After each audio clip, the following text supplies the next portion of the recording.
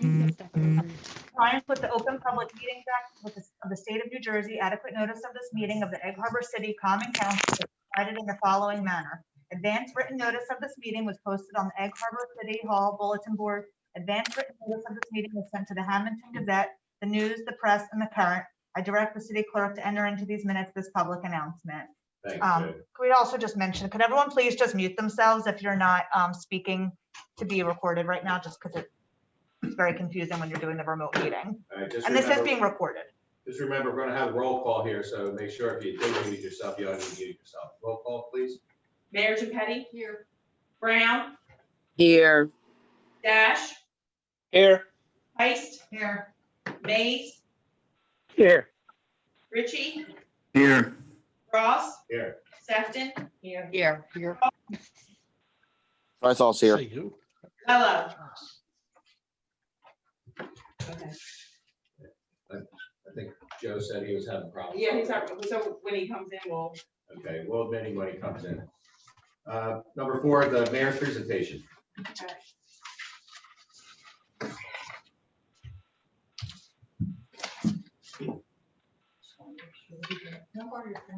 Yeah.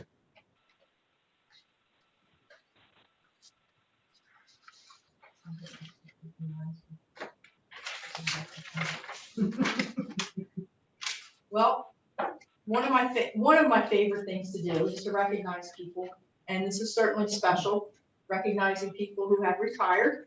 We're so fortunate and blessed to have so many loyal and faithful employees in Egg Harbor City who actually love Egg Harbor City and love their jobs. And one of those employees is here tonight, and his name is Jerry Gleason. Jerry, you want to come up?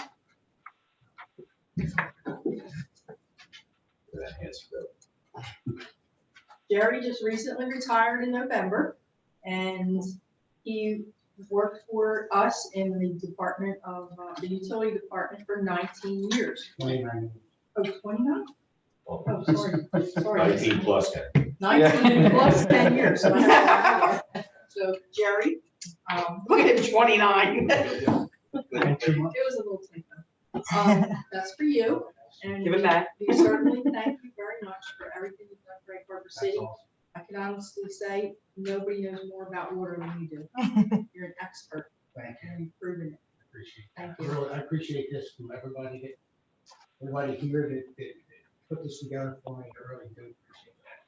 And I just want to say that when the mayor said about all the good people, I work with so many good people for so many years. You know, employees, our engineers, Ed Wahlberg, go back to Ed Wahlberg. You know, Jody's helped me out so much today. You guys have been awesome. Thanks for Cliff Mays for hiring me 29 years ago. I really appreciate this. It was a great career. I enjoyed Egg Harbor City. The people here are good. I've met so many people. I mean, I think I know everybody in town for 29 years now. Good people. So thank you very much. I'd just like to say a couple words to Jerry too. Congratulations. Thank you. I really appreciate what you did. You were here for the most part. You did. It doesn't matter. The door doesn't fit. Okay. He's got his mouthpiece on, I really but it's under his nose. appreciate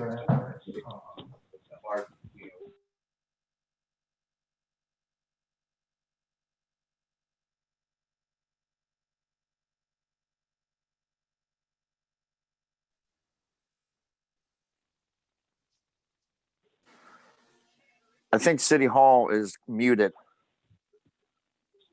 It shows mute on City Hall for Donna Heffley. Sorry. And I know what you did for this town behind the scenes, and you really worked your tail off. And I really appreciate it. You understand. I'll miss having you around. I really will. So they didn't hear anything. Miss it here. I miss the No, people. I just. But Lisa's saying. you know, the way things work out for me, this is. I don't blame you, buddy. But you know, just being from a local neighborhood here, I'll miss it. And good luck to you. I know you're going to do real well. So good luck and congratulations. Thank you very much. I really appreciate it. This is beautiful. Let me get a picture. Well, we're gonna Jerry, I don't think Cliff heard you tell him thank you. It says nothing. Yeah, we're gonna take it back. But Jerry, you Oh. wanna thank Cliff again? There's only like. No, it wasn't. Cliff Mays, are you there? He's there. I have everyone muted. He's muted. Can you hear me? Mhm. Cliff, I pointed you out 29 years ago, you and Rich Gorby and Paul Hubeck hired me. Yeah, 29 years ago. So I really appreciate that opportunity. I was 25 years old. You know what I mean? I hired a superintendent. You know, I was very fortunate, a lot of good people to help me out, show me the ropes, how things worked around here. You know, Gary Nair was a big guy for me there. He was my right-hand man. But thanks again, Cliff.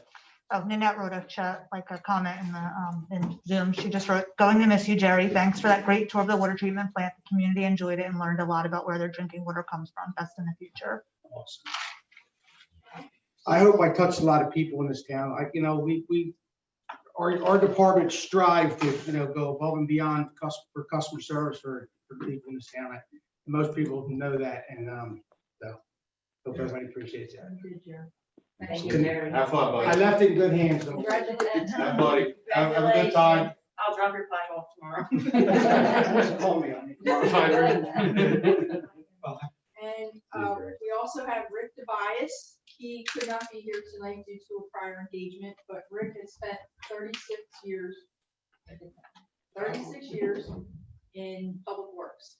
So that's amazing for one. And he was a great asset to our public works team. We are going to miss him. And that's it. Thank you. Okay. Number 5, we have the presentations from Energon Sustainable Planet Projects.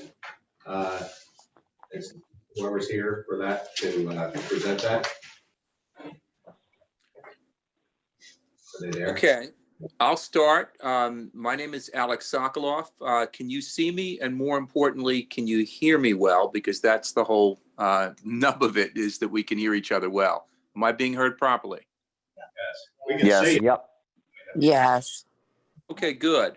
So first off, we are actually in front of you and making a presentation because of the great touch that we've had with Egg Harbor consistently since the very beginning.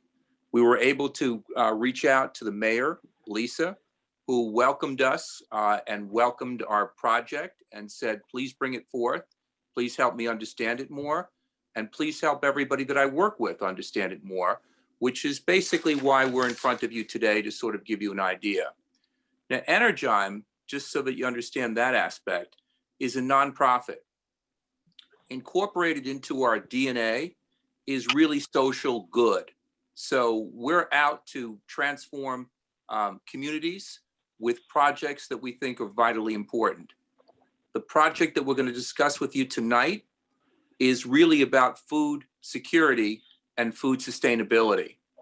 What we imagine, quite frankly, on the opportunity land that you've shown us so far, is to be able to build a project that will incorporate fish and leafy green vegetables, and whereby we can grow food all year round. So when we say food security, we're not talking about doing something outdoors or outside.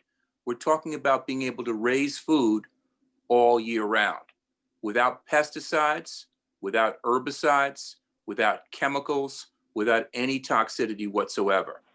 And food, quite frankly, that's more nutritious. And part of what we want to do basically is we feel that food travels very long distances with large carbon footprints right now to get to us, except during the times of the year, for example, where New Jersey and other areas can grow food.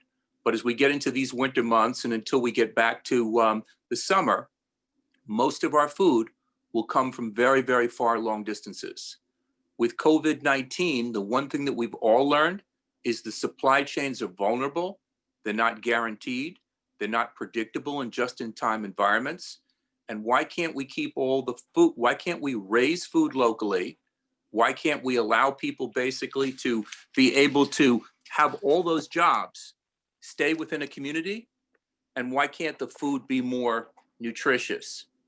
Our partners so far in Atlantic County, and we have several of them, are one, Stockton University, where you're familiar with all of these names, ACIT, Atlantic Cape May Community College, Atlantic Care, and I'm pleased to say as of today, Rutgers, because we reached out to Rutgers today and they seem to want to participate with us as well. Our lead partner in this is Cornell University in New York, and this creates an interesting dynamic to be able to begin to tie states together in joint cooperation projects. So all the technology that we'll be utilizing, everything is tested, vetted, been used before, if you will. So we're pretty comfortable with the scope of the project that we're looking to do. There's also another aspect to this. There are many knock-on effects to what we do because we're also an education facility.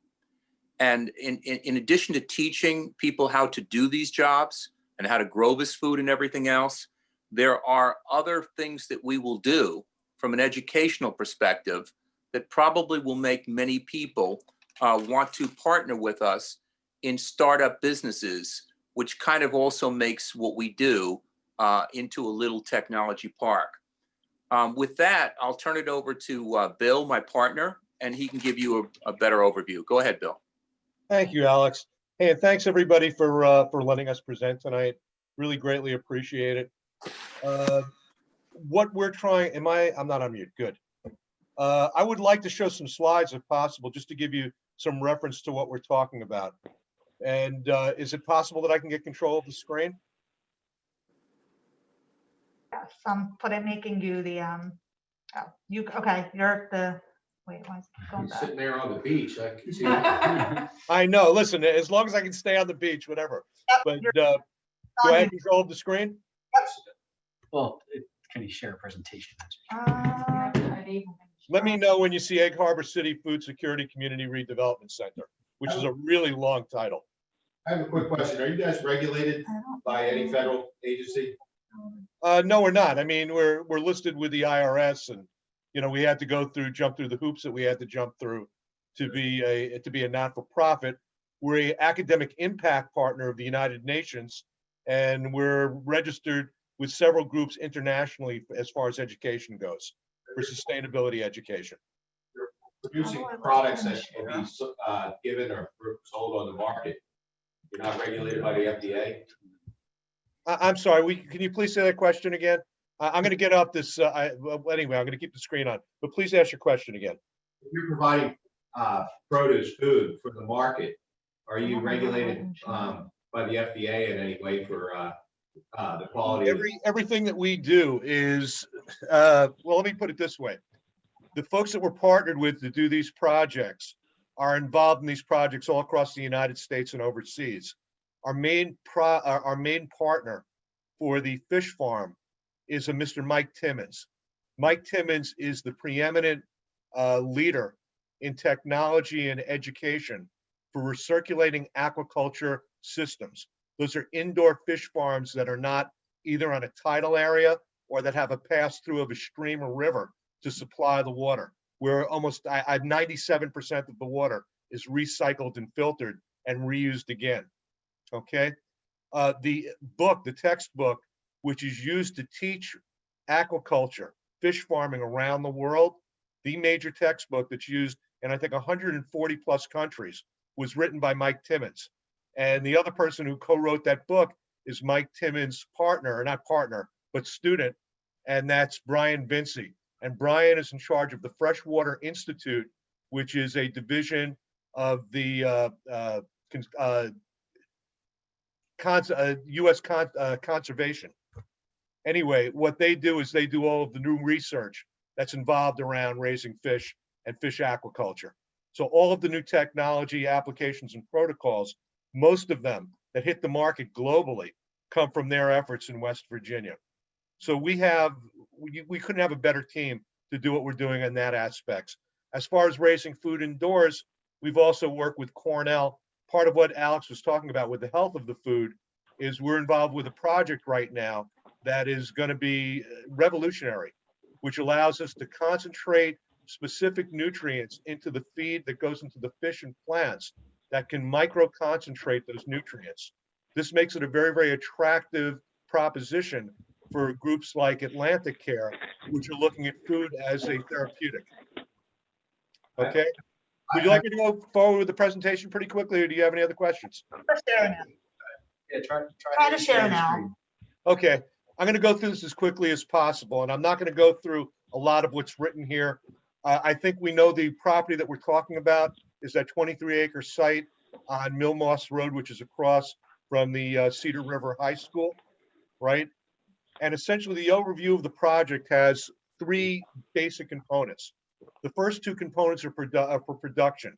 That's an indoor fish farm and an indoor agriculture facility where we'll be raising organic produce. But the third part of that, which is actually the key to what it is that we're about, Energym University is a not-for-profit, is we're into sustainable economic development. That is teaching communities how to get engaged in jobs that create upgrades and standards of living and create economic growth, but do it in such a way where they're reducing their negative impacts on the environment and managing their resources sustainably. Okay, and that deals with resilience as well. So those are the three parts that we're talking about. We'll have an indoor facility, and again, it's going to be much more state-of-the-art than what you're looking at, but these are facilities that we've worked with in the past, and we'll have fish on there. And again, the type of fish that we raise is going to be determined by the market. We're looking right now at branzino and salmon.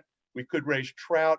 There's the potential for raising tilapia as well. But again, that'll be decided by once we get into the marketplace and find out what is going to be of greatest demand in the area.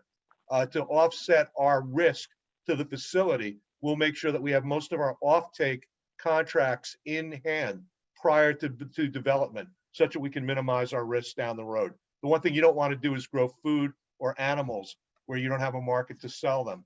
I'm going to go through this very, very quickly. We plan on using the site for a series of continuing expansion as we go into further growth.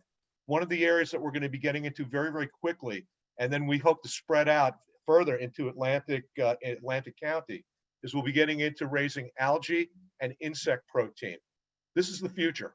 You have countries such as Cambodia and places in South Africa where over 50% of the protein that's eaten by people are insects. Now, I don't think that's going to catch hold in the United States so quickly. However, the fish stock or the fish pellets that are fed to farm-raised fish, both here in the United States and overseas, come from fish stocks that are coming from the ocean that are in danger of extinction, or at least overfishing. So there's going to be a very, very big move in the future to raising fish on protein and nutrients that come from other sources. And we have a partnership with the University of Washington, which is the preeminent program for algal sciences in the world, with over 1,000 algal species in hand. And we work with them, and they'll be helping us with that. And we're involved with several companies that are raising black fly larvae, crickets, grasshoppers, different types of insects that are high quality protein. And what this allows us to do is we can take organic waste from the community that would otherwise potentially be landfilled, feed it to the insects, combine it with the algae, which grows at a rate of doubling in size every 24 hours, turn them into pellets and create an entirely new industry that really is not even in its infant stages yet. It's just starting right now. And this could be a multiple billion-dollar industry in a very, very short period of time. And we're looking to bring this to the area. What we will do in terms of developing our project, we'll have a lot of ancillary benefits for the community. Obviously, markets will be able to use our food. There'll be people who will need to ship it around to surrounding communities. On site, we can process some of the food. We can have a farmer's market on the site. And when we do set up the site, it's not just going to be for production. There'll be an actual campus. And our entire strategy and mission is to integrate as much as we can, not just with the local community, but with the state community, to bring farmers into the facility, to bring schools into the facility, to educate, train, and expand those opportunities throughout the county and throughout the state of New Jersey. Aside from teaching food and agriculture, we'll be teaching other things that deal with resilience, sustainability, resource management, and reducing our impacts on the environment. And this has everything to do with renewable energy, waste management, new technologies that are being utilized to recycle waste, to reuse waste and repurpose it in different types of manufacturing processes. And again, I got into a little bit about the education and training, but this is really key. And Energym University, just so you should know, and if you go online at www.energymuniversity.org, we are an academic impact partner of the United Nations. We're the international accreditation for classes. Anyway, we have over 600 courses. We teach aquaculture, we teach fish farming, we teach marketing. One of the groups that we're working with is Reimagine Earth New Jersey. And Reimagine Earth is a group that we're working with to develop substitute curriculum that works with the science standards of New Jersey to substitute different types of lesson plans and assignments for students so that we can educate them on the things that they're going to have to deal with in the future as the climate starts to change in New Jersey, how they can better manage resources and become better stewards of the environment. Green Light Solutions is another foundation that we work with, and that's basically a college-based program which does volunteer work, which gets college students, once they've gone through our programs, to go into the community on a volunteer basis to help community stakeholders reduce their use of resources, perfect their supply chains, become more resilient properties, things like that. And these are all our way of basically supporting the community, long-term growth, and preparing for the future. The other thing that we do as Shift Group is entrepreneurial training. This is a group that was assigned training for entrepreneurial competition in New York State colleges in New York City and Nassau County for the last 4 years. They've got a series of online teaching regimens. They teach live. I know that they're teaching right now at Bucknell, at Stony Brook, at Oklahoma State. There are a number of schools where they're already entrenched, and we'll also provide that. I might say this as well. Some of our Shift Group, the entrepreneurial training, they charge a bit, but all the education and all the educational efforts that we're involved in, we provide for free. There's no charge whatsoever to the schools that we work with, and we engage with all of our school partnerships on a non-paying basis. We invite them in to use our facilities, and we make our facilities completely available to them for education, training, and research and development. That's pretty much it. Oh, and the last thing, because this is Sustainable Planet. Our main goal and the main core of what it is that we're working on is a really innovative program that we started with Microsoft a year ago called Sustainable Planet. It is an online training platform that is in the form of a virtual game that teams of students from around the state, around the country, and around the world play together to plan the future by creating sustainable future economies. And the way the game is played is you play in your own region at first, and the environmental and infrastructure realities of your region are represented in the region that you work in. But as you go forward, you start partnering with teams from around the world on international trade, legislation, all of the things that are involved with planning our future. And by doing this, we allow the students to put themselves into this virtual mindset of understanding whatever it is that they're going to do in the future, whether they're going to be business people, whether they're going to get into politics, whether they're going to be in public service, whether they're going to be scientists or educators. They can understand where their path leads and have a better idea of how to plan their future so that as they enter college, they have a much, much better idea of what they'd like to achieve. I'm pretty much finished with that presentation. If you'd like control of the screen, please take it back, okay? And people can ask questions at this point. All right, I have a few questions, and it doesn't relate to whether whether we're for or against it and set in the town. I enjoyed your presentation, and I just have some personal questions. Does anything like this exist that you guys are running anywhere else? Yes, every aspect of what we're doing in one aspect or another already exists. The fish farms, Mike Timmons is already running a fish farm through Atlantic Pacific Jade down in Florida. He also advises or has advised on practically every fish farm that is in operation in the United States. I would tell you this, that Cornell is the preeminent center for this type of technology. Brian Vinci is from Cornell. So the National Conservancy basically hired Cornell students and graduates to run their program. All of the major programs and all of the major operations for fish farming around the United States has had direct input of our staff. Okay, but So yes, your as far as, your particular setup is a first, right? I'm Your- sorry? Your particular setup here will be a first. You're just going to incorporate other pieces that have been. Yeah, successful, right? the one thing we didn't want to do, and let me give you just a very brief history of the market. There have been about 100 aquaculture projects around the world, around the United States, over the last 10 years. Up until 2 years ago, every single one of them failed. The market wasn't ready for them, and the technology wasn't up to snuff. We've been following every step and working with them every step of the way. The last 2 years, it's become very profitable, and the marketing concept for how you can create these projects has gotten better. Now, besides that, we're taking some leaps and we're making innovations that's going to make the project even more profitable than the projects that are presently underway. And basically, that's going to be because we're educating as well. And because of that, we get tremendous support, or will get tremendous support, both from philanthropic efforts and the state as we start to teach. So Okay, we have other ways of creating income on the property that'll help support our education efforts. That's basically why I asked the question, because I didn't know a profitable industry right now that you could name that would be what you guys are doing. So, but I can see where you're pulling all people in that can help make this profitable. And I'm going to get back to the regulated portion of this. And the reason I ask that is not so much the way you're saying you're going to raise the crops and everything, and the fish, and everything's going to be the best it ever could be. The problem with distribution becomes handling, packaging, shipping, all that stuff. All that stuff falls into an area where you could jeopardize the public health.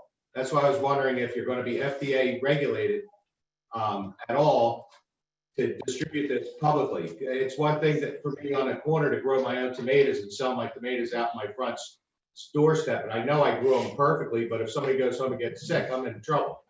So That's an excellent point.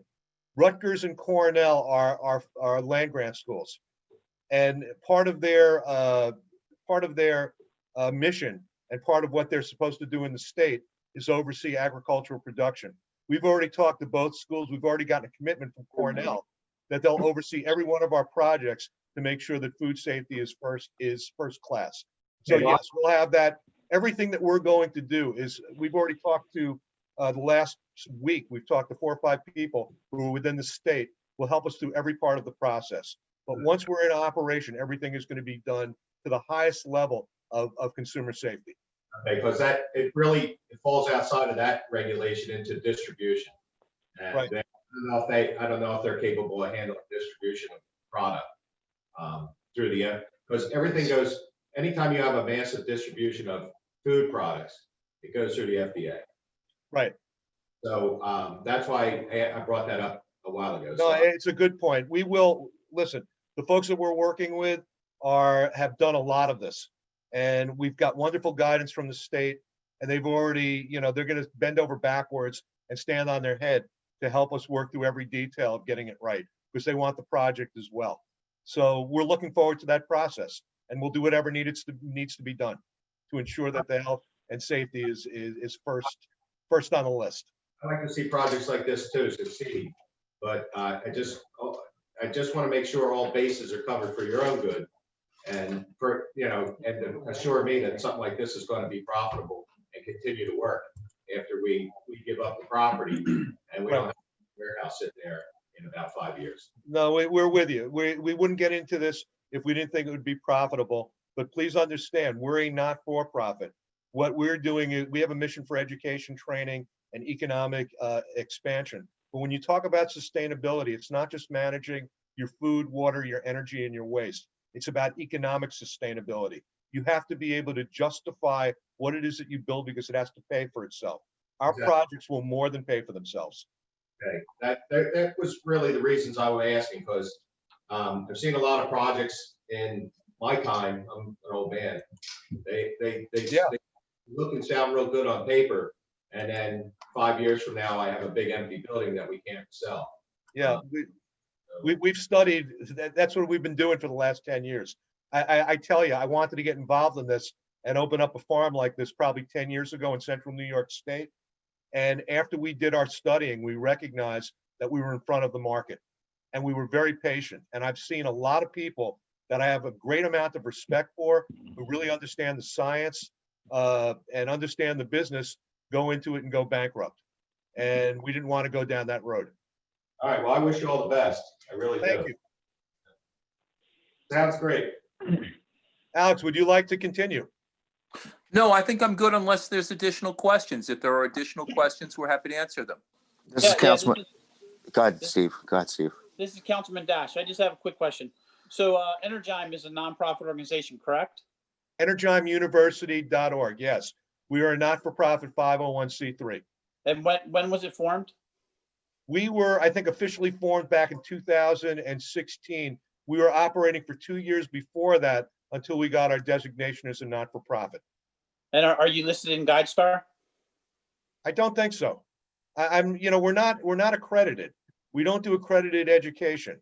We teach for certification. We're basically a skills training organization. And I would think, when we started, and just to put the story correct, when we started, my partner, who was alive at that point, David Gershuni, we had the intention of buying a school and trying to accredit some of our courses. After he passed away, we decided at that point that we really were more into the skills training and to the economic development.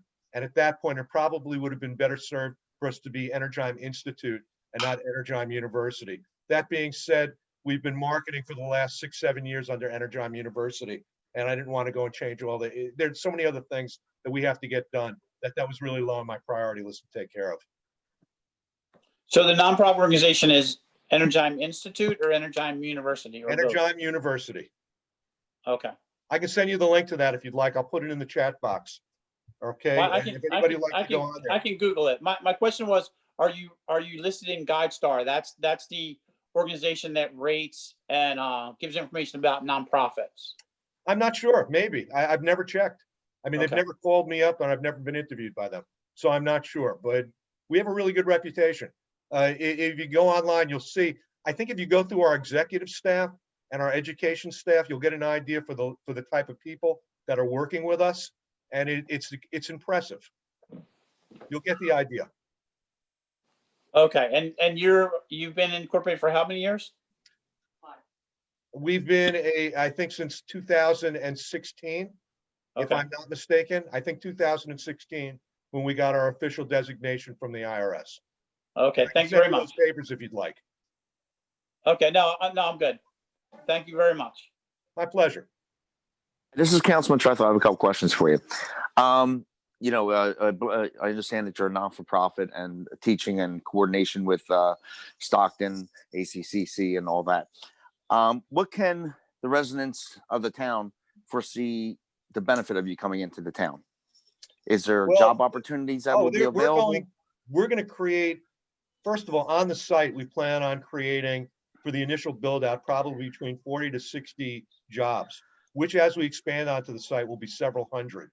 But the thing is this, we're going to be doing entrepreneurial training and skills training in businesses that are going to be expanding throughout New Jersey and throughout the rest of the United States and the rest of the world markedly in the next decade or two. So we'll be giving specific training to people to start businesses within the community. Certainly all the farmers that work within Atlantic County, we're going to engage with and try to provide training for them and resources in order for them to expand their operations to become more productive. And with that productivity increase in technology, they'll need to hire additional people as well. When you add to that what we're doing with sustainable planning in our education, if we end up, and we're planning at this point, or looking at it at least, of siting our headquarters on the site, that could end up being Microsoft big, because we've got commitments from 24 states and over 35 countries to participate in that initial program. And we haven't looked any further than that. That's what we did in 6 months. And after that, we kind of recognized that everyone was saying, yes, we'd like to work with you. So we realized the market's there. As that develops, that could be a huge technology site or technology campus in Atlantic County in Egg Harbor, depending on the amount of land that we have available.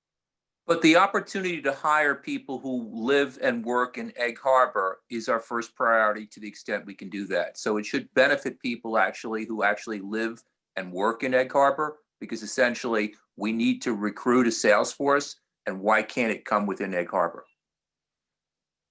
Okay, yeah, that was one of my questions. Like I said, because it seems that you're, well organized with the educational and the diversity and training, but for the common folk that don't do like hydroponics, growing of algae or fish or anything of that Right. nature, is there anything that's available to them? You said something about shipping. Would that, is it just a small scale thing, or is that something that would, turn into, like an Amazon kind of thing? Well, where I don't think we're ever going to be Amazon. I know. Okay. I'm just saying, I would hope so, but I don't see that as a reality.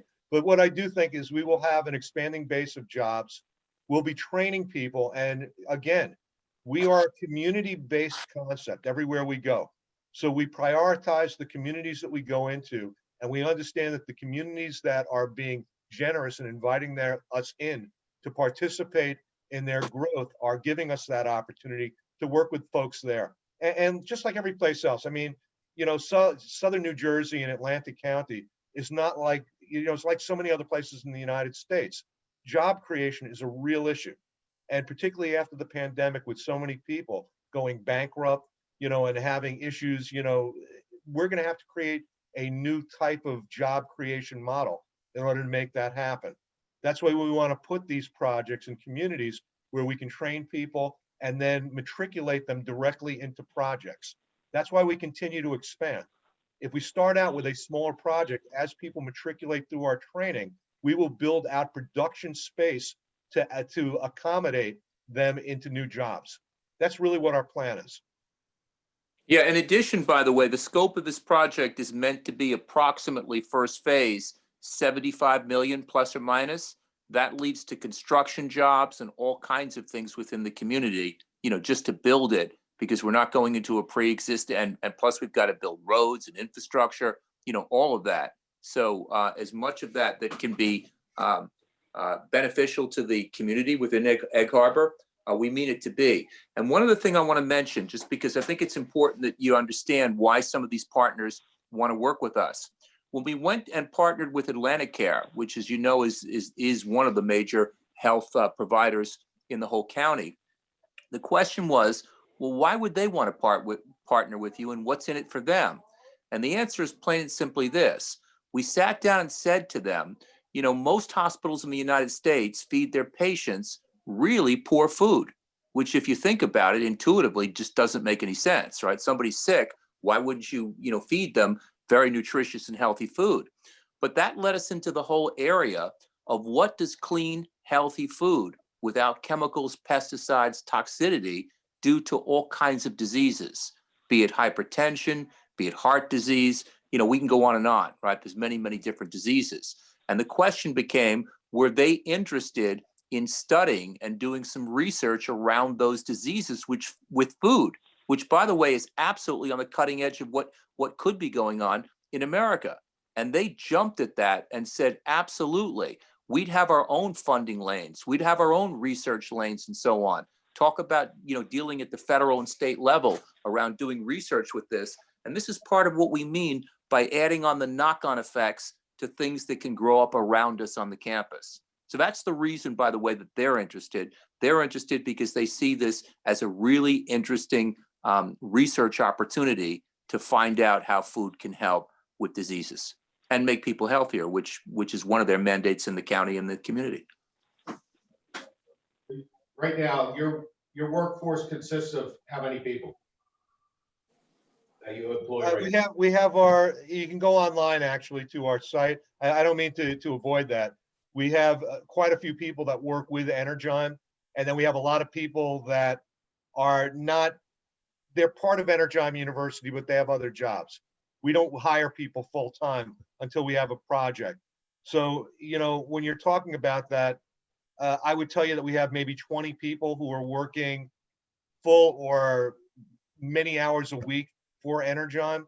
But again, it really comes down to the particular project. And a lot of the training that we do, or most of the training, is done online. So, we can reach a great many people through the internet and using things like, Google Meets and Zoom, and without actually, having, it's not that difficult. We can have 1 or 2 people teaching quite a few people at the same time. That's why I asked you before, where else have you been farming anything?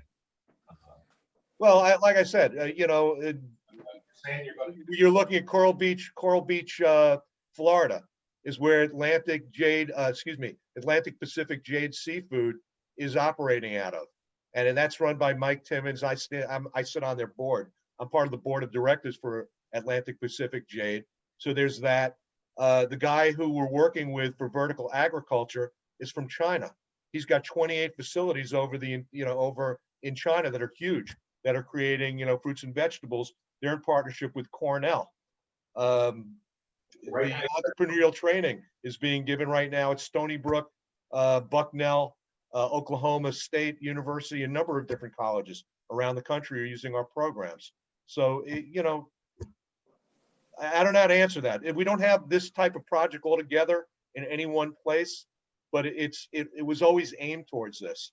But no one wanted to invest in all of it at once. So we had to do each individual project separately and just get them functioning on the same site. And that's really how they're going to work together. I guess the reason I ask this is because to get this thing up and running, you have all the financial backing to do that? Completely?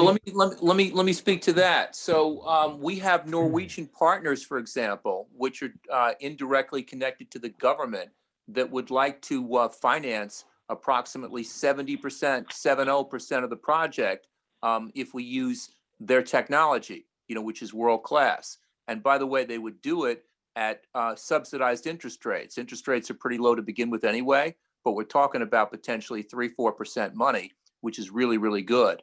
What we will need to find is the equity piece, within the capital stack.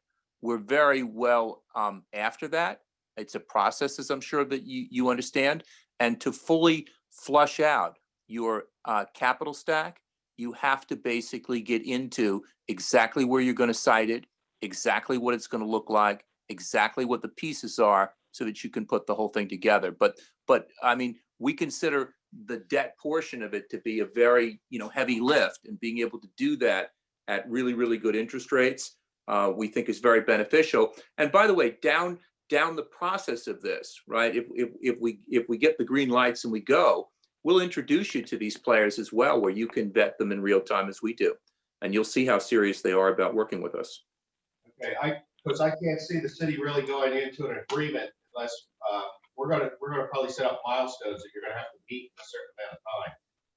We understand that, and we're prepared for that. As long as we have a pathway to have control of the property, let's call it through an option, and that we meet, appropriate milestones within a reasonable period of time, that seems to us to be a very reasonable way to proceed. Yeah, because this is going to be a non-taxable piece of property, so we're going to expect a certain amount of production on that property, or movement on that property in set amount of times.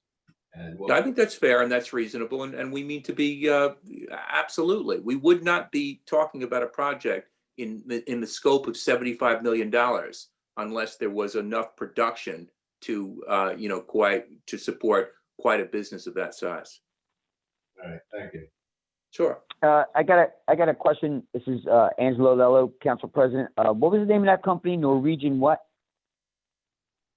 It's not a company. It's a financing entity of the Norwegian government. The same way that we have things that you would be familiar with, like the Ex-Import Bank, within the United States. So, for example, if we were going to take this type of a business and say, let's take it and put it in a different country, right? We could go to the Ex-Im Bank as an example, and they would be willing to finance it, given that it's U.S. technology and we're exporting it overseas, right? Many countries have these export banks. They go by different names, but essentially they do the same thing.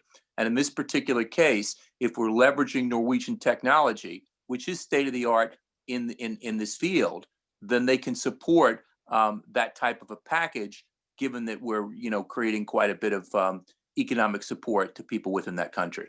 That's the concept and the idea. Yeah, and to answer that very specifically, the company that we're looking at for the equipment that we've been working with in the past is Aqua Optima, and it's the Norwegian XM Bank that we've spoken to on several occasions, and they do projects like this.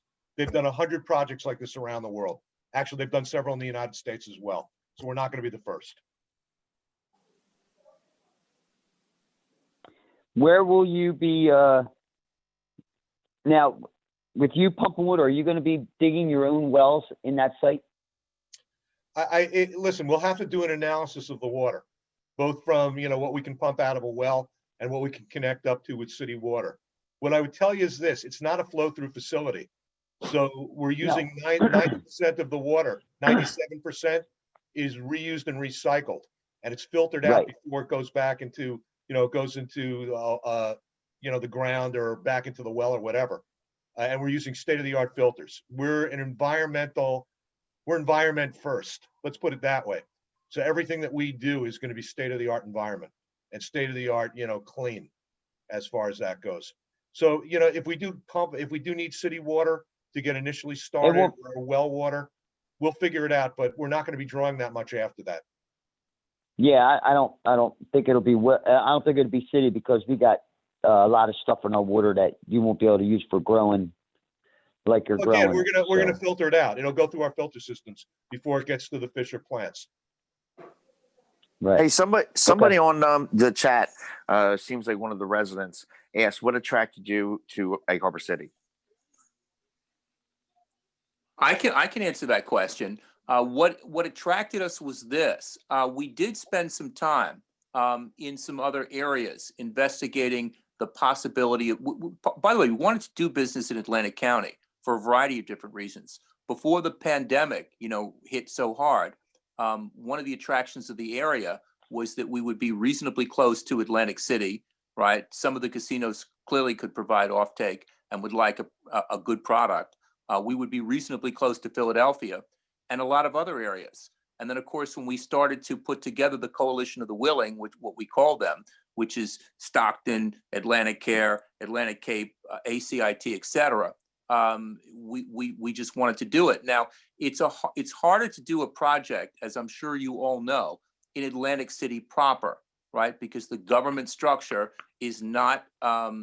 I don't want to say anything negative, but it's right. It's not the easiest structure to work with. That I can say, and perhaps you're familiar with that. Many people that we had spoken to in the area said, if you go a little bit back the other way, you might find areas like Egg Harbor, et cetera, that might be much better places for you to be. And then, of course, when we had our first touch point with Lisa, your mayor, it was extraordinarily good from our standpoint, right? We felt that this could be a fit, this could be a place, this could really work. Now, of course, we had to see the property, we had to get our arms around it, we had to understand more things about it, but we like Egg Harbor. Egg Harbor for us is a really, really good fit. I hope that answers your question. Okay, thank you. Anybody else got any questions? This is Latia. I have a question. My phone was breaking up. So, with this new business, are they going to be paying taxes, or is it not going to be taxed? Non-profit. So that means they don't pay taxes. No. Right. Let me be clear about this. Energon University is a not-for-profit. We'll be working with entities within this business structure that are for-profit business entities. So there will be a tax base here, and there'll be taxable businesses on the site. The education that we provide and the training that we provide, we will provide for free. Okay? So the structure of how it's put together and how the project is overseen, we're bringing our capabilities, our connections to different universities, to different university programs to bear on putting the project together so that we can do it at the highest possible level. I've watched it done. I've watched all the entrepreneurs out there who have tried similar projects and failed. So what we did, we were patient, we waited, and we're connected to everybody who's been involved in this business, and we've learned their lessons. And it's a hard thing to do. Now, a lot of people need to learn lessons the hard way. I think it's smart if you can let other people learn the hard lessons and benefit from them. And I hope that we've been good at doing that. I think that's what we've done, but we'll find out. But we've been meticulous in our planning, and we've taken our time to make sure that it would be a successful project once we engaged. The reason I asked about the taxes is because that is a very big issue with our community, and I don't think that we're going to be very favorable with the community if they find out that it's not going to be paying taxes like it should. That's No, my.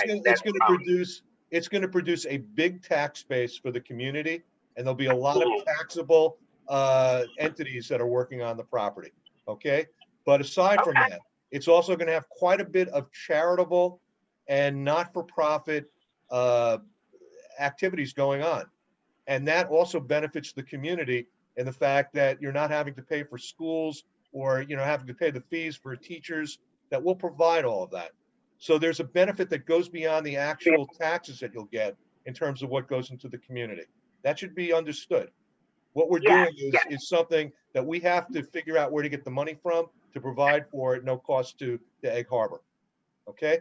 And also, to the extent that we're successful, there's all kinds of different ways that businesses can give back to the community, right? The community knows the types of projects they want and need, and where money needs to be directed and allocated. If we're a successful large business, one of the larger businesses in the area, obviously we're going to be good stewards, right, within the community and give back every way we can. So whether we pay taxes, whether we give back, whatever the mechanism is, right, we mean to be good citizens within the area, and we want to be good citizens within the area. Part of what we do revolves around social good.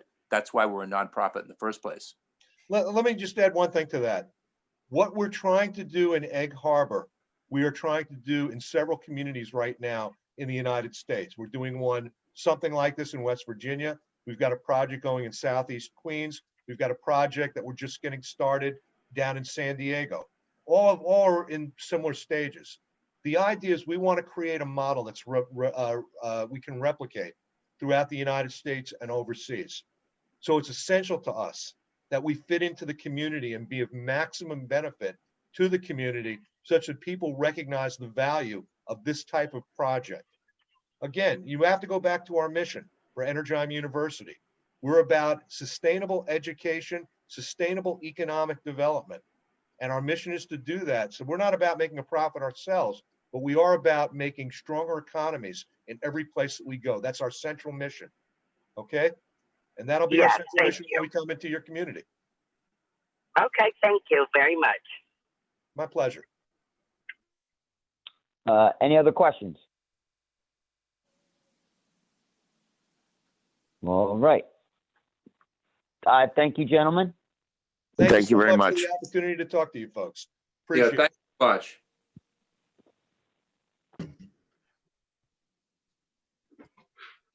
All right.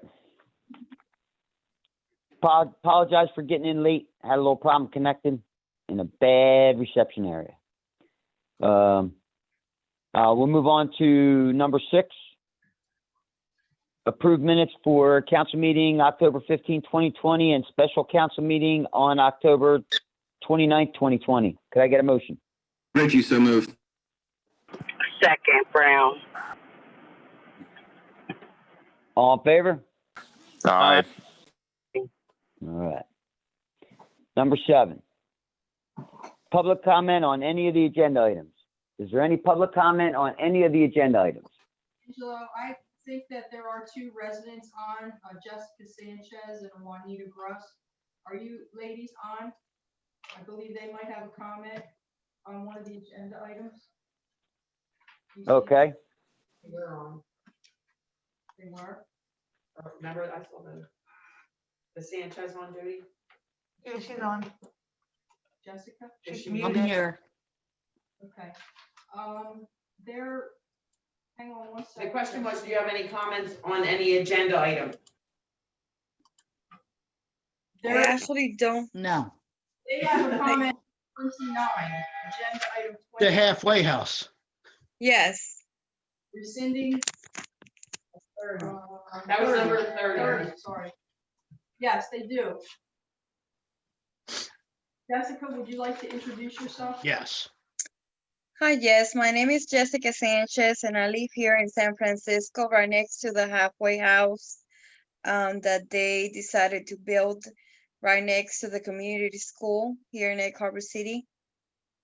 And I put a request and I went to some of the houses near us here in San Francisco and in the street before us. And I asked people if they were aware that there was a halfway house here in our community, so close to the schools. I'm a concerned parent for my kids and some of the kids here. We see these people, they're like urinating in front of the porch. I actually have seen this myself. They make most of us feel unsafe because when we walk by, they come running out just to say hi and to start trying to make conversations, not only to myself, but to some of the people that come down and our kids. So we were asking to see how were they able to do this? I believe Lisa spoke with the state and there was something to be inspected and there was supposed to be something happening about that today. That's what we're here. Yes, I did manage to call DCA, Mr. Bernard Ray. And he feels as though we have to really start documenting these things. And I did tell him that the conditions normally there are pretty deplorable. The grass is usually long and there's a lot of things lying outside the yard and on the porch. I mean, there's a mattress out there right now next to the shed. And he said that he can take care of that at the state level and that he's more than willing to send inspectors out whenever we need them because they are regulated by the state. I also have the name of the manager. I told him that I tried to reach out to the manager of the home and I got no response from him. He said he would try to reach out to him. I did give you, Jessica, the number of the manager and his name. So I would hope that we could pass that number along and anyone who has a complaint should go directly to that manager. Also, I'm in the process of reaching out to the man who owns the property because he has to be held accountable also and should know exactly what goes on there. So I think if we all work together and we document the things that are going on, and especially if you see something like that, like someone exposing himself on the porch, that should be a direct call to the police department. And I did, my supervisor at the school actually witnessed that also as she was coming into work. So it's a real concern and we do have to really organize as a community and really keep track of these things because DCA, they were adamant of the fact that they don't want that to happen with one of their homes. So I think we can work on it and get some. Mayor, I just have a question. The question was, I'm sorry, I lost you guys. agenda item 30 is to rescind an ordinance. Yeah. I was wondering, are you guys aware that the owner is planning to do another house in the same manner, listing the property as a single house? Yeah, I checked on that to see if there was a license issued and there has not been yet. So we're still okay with that for now. I don't know whether it's forthcoming, but there has been no application given, but we just don't know at this point in time, but I suspect that it could be possible. I really do. Can you repeat that again? You said that it's not possible to have them relocated? No, I said that he hasn't applied for a license for that property that we talked about, that you just brought up. So it's possible that he may be putting one there, but we don't know for sure yet. Okay. So what can we as residents in the community make our community safer with something like this happening? Like what can we do as parents and citizens to have them relocated? Angela? Angela, could you explain that to everybody so that everybody understands the state law of that? Sure. I think Ms. Sanchez's question though is about relocation and what she can do as a parent. So what you can do, Jessica, is you can contact the police, you can see public urination. I called you several times, John. Because we observed the police about the situation, but without a formal complaint, they can't step in and act. If we have formal complaints, then we can contact the DCA, who can come out and regulate them even further. Right now, rooming houses are specifically regulated by the state. They're mandated to come out and inspect during regular intervals each and every year. But because of COVID this year, they've run a little short. So I anticipate that the inspections will take place full force again, probably beginning next year. And in order for the inspections to have a full impact, we need public help on this. We need you to tell us and the police what is going on out there so we can have a documentation, report to DCA, who will go out and issue citations if necessary. Now, as far as relocation, we are also regulated by federal law and state law with reference to location issues. And the ordinance, which is number 30 on our list tonight, which within the ordinance that was passed in 2019, tried to deal with the issues of location, the issues of proximity next to a school, and the issues with reference to notice to the city about when a home wanted to come in to the city. Apparently there were some issues when homeowners were putting up these boarding homes and the city had no idea. And the city had no idea because we had no notice requirement and the owners were not telling the city even though they got permission from the state. So that was 2019. We're in 2020. We're doing a review of our master plan. As part of our master plan, one of the biggest issues we are looking at is regulation and placement of the homes within the city. And once we do that, as part of the master plan, we can then adopt the ordinance, which the land use board will advise us on. And once we adopt an ordinance, then we'll be in better shape for the future. Okay. So in our part, we are to contact the police department every time we see something indecent. Right. Or start making notifications. Now, who do we give these notifications? Okay, so can you hear me, Jessica? Barely. My phone speaker is not that well, but go ahead. Hang on, I'm gonna try to move closer to the, can you hear me now? Yes.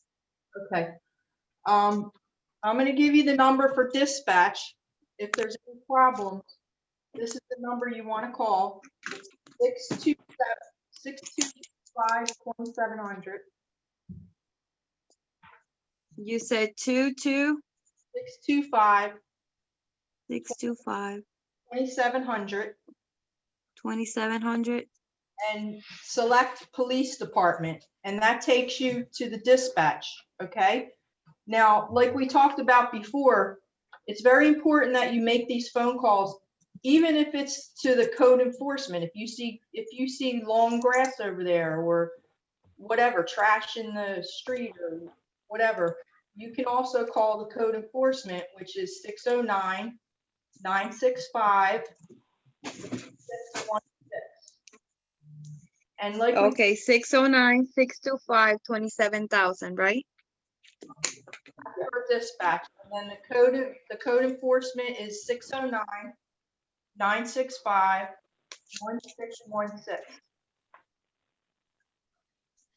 And then Nine- once, go ahead, 965-1616. I got it. Okay, and once you start reporting these things, we do have what's called a nuisance ordinance in the city. So after so many times that you call, the landlord has to become accountable for those calls, which is in the form of a fine, okay, after X amount of calls.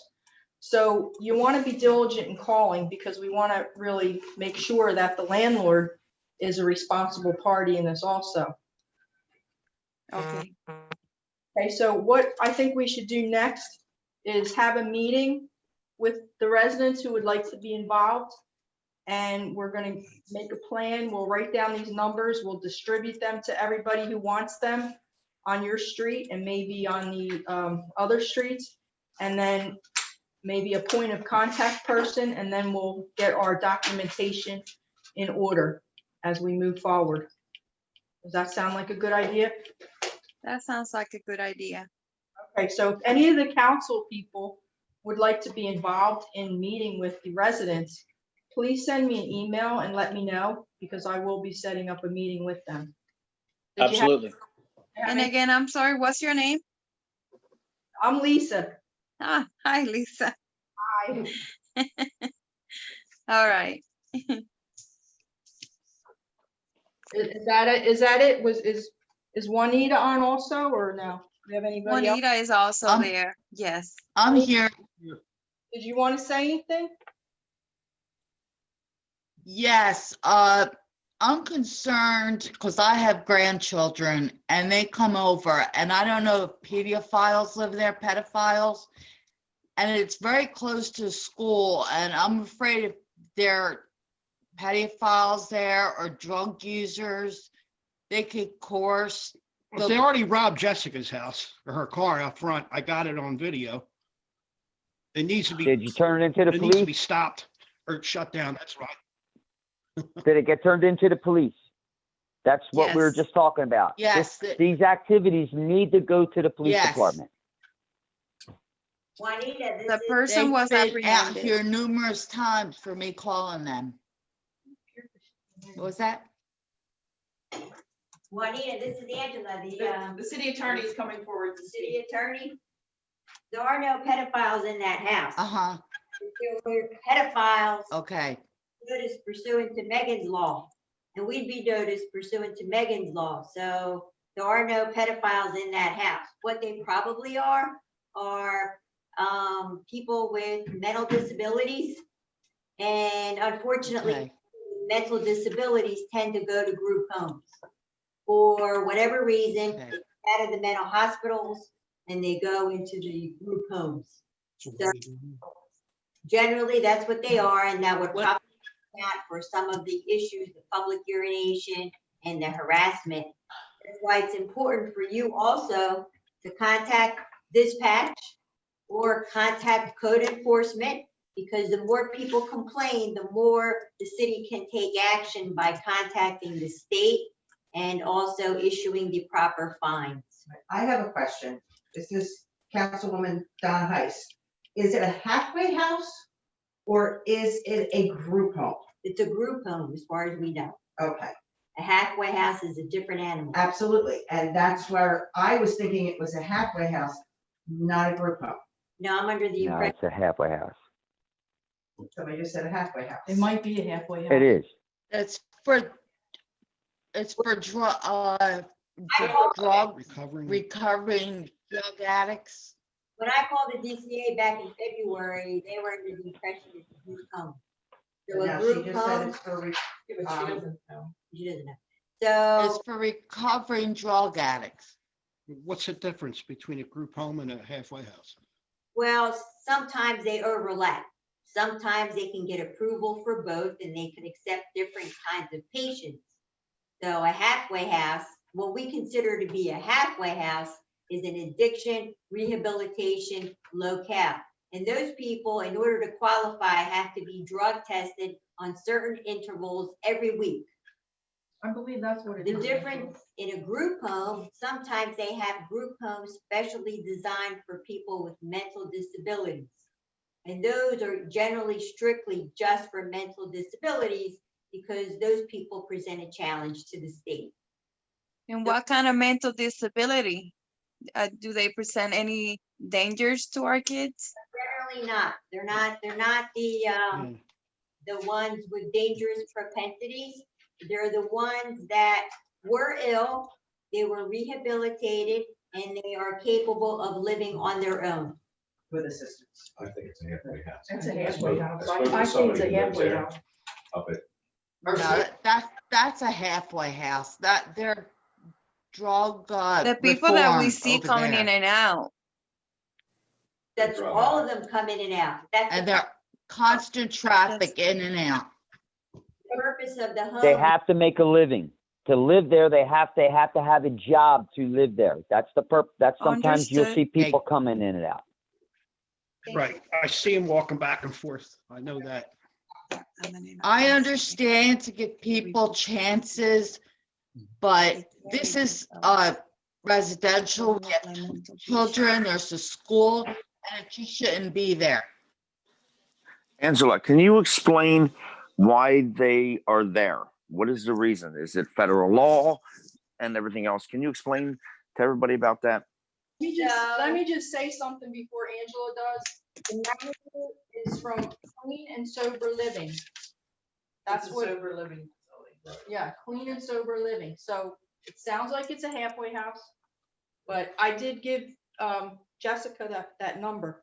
Right, but the state has it as a group home, so maybe they designated originally as a group home and it became an addiction prevention household. In other words, we have Federal Housing Act. The Federal Housing Act is an all-encompassing act that prohibits discrimination in housing for disabilities. It prohibits discrimination because of age and sex and familial status, but one of the biggest preventions is disability.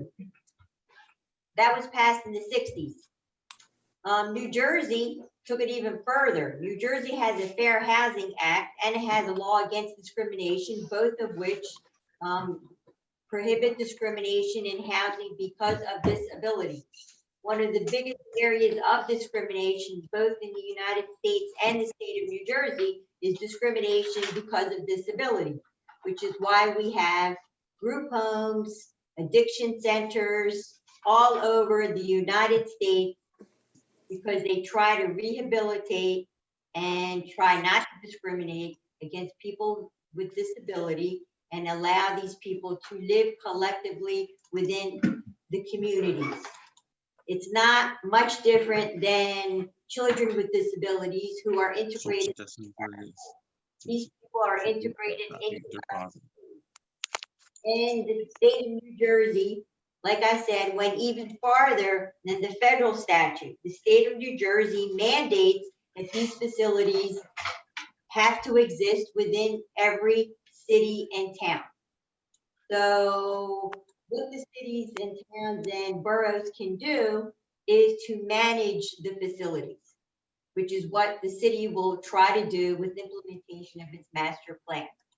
And so what we can also do is gather, and if there are any complaints to be made, we can do that, but we can't prohibit them. Do they have a curfew? It shouldn't be near a school. It shouldn't be near a school. And if, God forbid, one day I want to sell my house, I'm not going to get anything for it.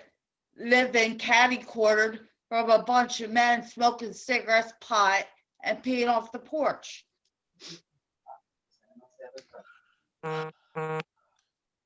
This is all good for the mayor's meeting, to get this stuff together for a future Right. meeting. So, as part of our review of master plan, we are going to outreach in the community, and we are going to talk to different members of the community. I encourage both of you to attend if possible, so that we can discuss these issues when we do our zoning plan. Part of a zoning plan means that we are permitted as a municipality to place different structures in different portions of the city, which is what we're going to try to do with our master plan. One of the big issues, like I said, is the placement of these homes. Okay, And Can that's I all ask we're a talking question, about. please? go ahead. And that's all we're talking about. It's just a place. We're okay with it. I mean, like, just the fact that it's next to a school, that close to a school, is we, all we asking is that that's, All we have seen. well, and everything that we have seen so far, how they've been behaving, really, it's just a cause of concern, And I agree with you, it is. It is a very big cause of concern. Okay. Why? Can I ask a question, please? Sure. Is this an Oxford house? No, I don't. Is it a group home? I think it's a sober living. Sober living. It's a sober living home? Is it owned by the Hanson Foundation? No, it's not. I It's don't owned by believe a so. No, it's not. owned by a house. Okay. Okay, well, I understand because I've written stories about this where it came up in another community. And you really can't regulate where these homes go. They're just like everybody else. They have a place to have the opportunity to live anywhere they want. Okay. But you have to, like the mayor said, you have to keep an eye on it with the police and all, and file complaints when they, cause problems in the neighborhood. But a couple times the attorney there mentioned the master plan review. Has that been a contract awarded for the master plan review? Might be able to do that either this evening or shortly thereafter. I'm sorry, I couldn't hear. It's not on tonight's No, agenda. it'll be a future meeting. Future meeting, hopefully before the end of the year.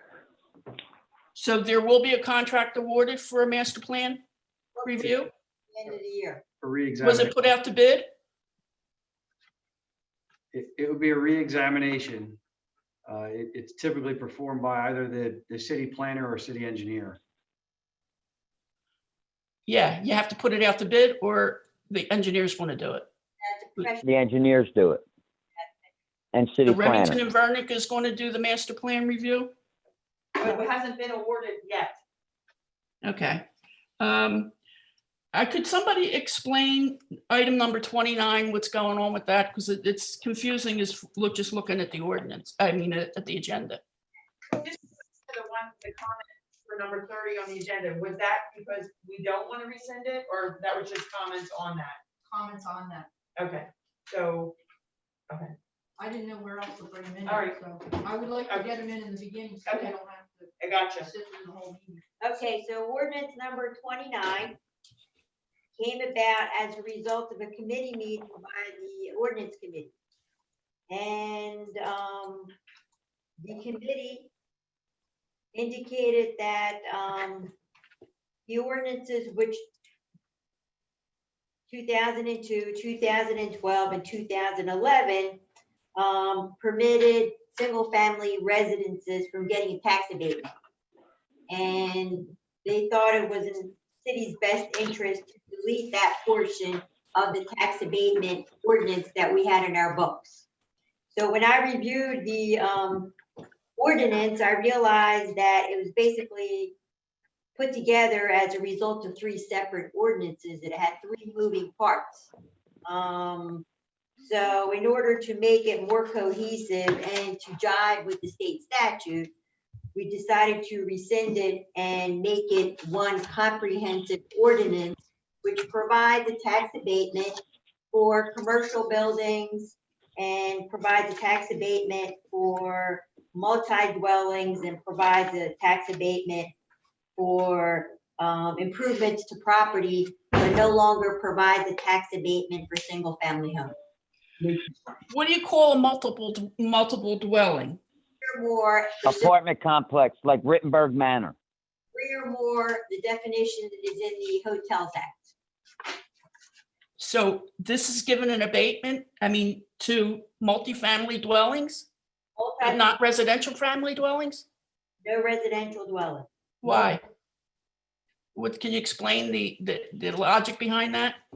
Multifamily properties generally would generate more income and would generate a better tax base? No, actually, don't we have an ordinance about limiting the amount of rental properties in town now? We're not accepting any more rental property. That I'm not aware of. But a Not rental multi, Single home, family homes, but rental has. Yeah, I was wondering what area is zoned for multi-unit homes? I don't think you have any zoning for that. I think we're referring to places like Rittenberg Manor. Well, that big was units a like that. redevelopment zone. That was done specifically for that particular property. If you're going to create an abatement ordinance and give it to multi-unit dwellings, where are these zoning for multi-unit dwellings? Do we have a zone for that? I hope not. No.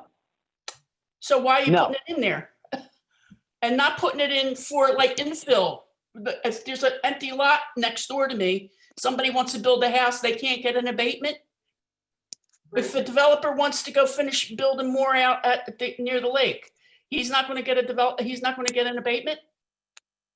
That's each exactly develop, what happened. It's gonna stop the building. You're not going to have any development in town if you don't offer these abatements. Every other town's offering them. And we're not going to offer it to single family? It doesn't make sense. well, I don't think that's correct, because not every town offers single family homes abatements. It's city by city, borough, town by town, depending upon the needs of the town. That's right. Yeah, the needs of the town. That's right. You know, we need rateables, we need new homes, we need people. Ratables are going to get abatements. That is new businesses, correct? Yeah, but not- And you said commercial, multi-unit dwellings, no residential, that was the only reason we were Right. properties out. and improvements to a home. Like I had 2 abatements in the 40 years I've lived here because I put 2 additions on my house. So I had Yeah. 5-year abatements on those 2 additions. I pay Okay. tax on that area now after Right. 5 years. Those So abatements can continue. what kind of incentive are you going to offer homeowners to add on to their properties to make them more valuable? They're still going to get the abatement. The additions they're still going to get. If any additions get done to their houses, they still get that abatement for the addition they put on their house. Okay. But new residential housing. And commercial will get a 5-year abatement phased in, Yeah. or just a flat abatement for 5 years? Phased in. It'll be Phased in? It'll be just like it was. Nothing's going to change as far as new business building in town or anybody getting additions. It's just taking the abatement away from new homes being built. I think that's a mistake. Why? People are buying houses everywhere and they're not getting abatements for them. Yeah, there's a lot of places where they give abatements. I've seen a community completely redevelop itself with tearing down old buildings and putting up new because they get a 5-year abatement, a phased-in 5-year abatement. We need to offer, this is Egg Harbor City. People aren't going to come here if they don't have a reason to come here.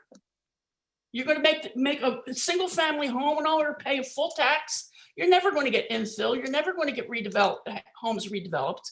We have a lot of houses that should be torn down and rebuilt.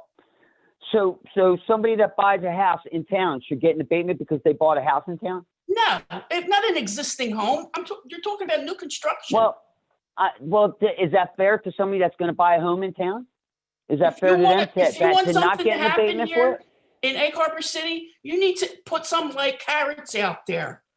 Abatements. Carrots have been out there.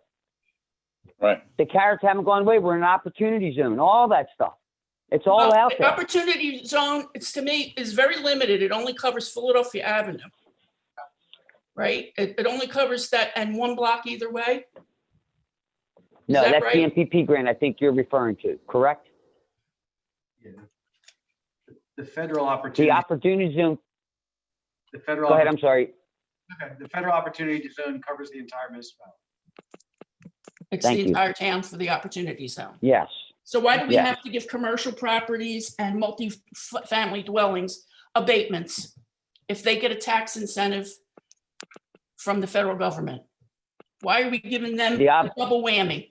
And yet a The single-family opportunities home, don't cover multifamily homes.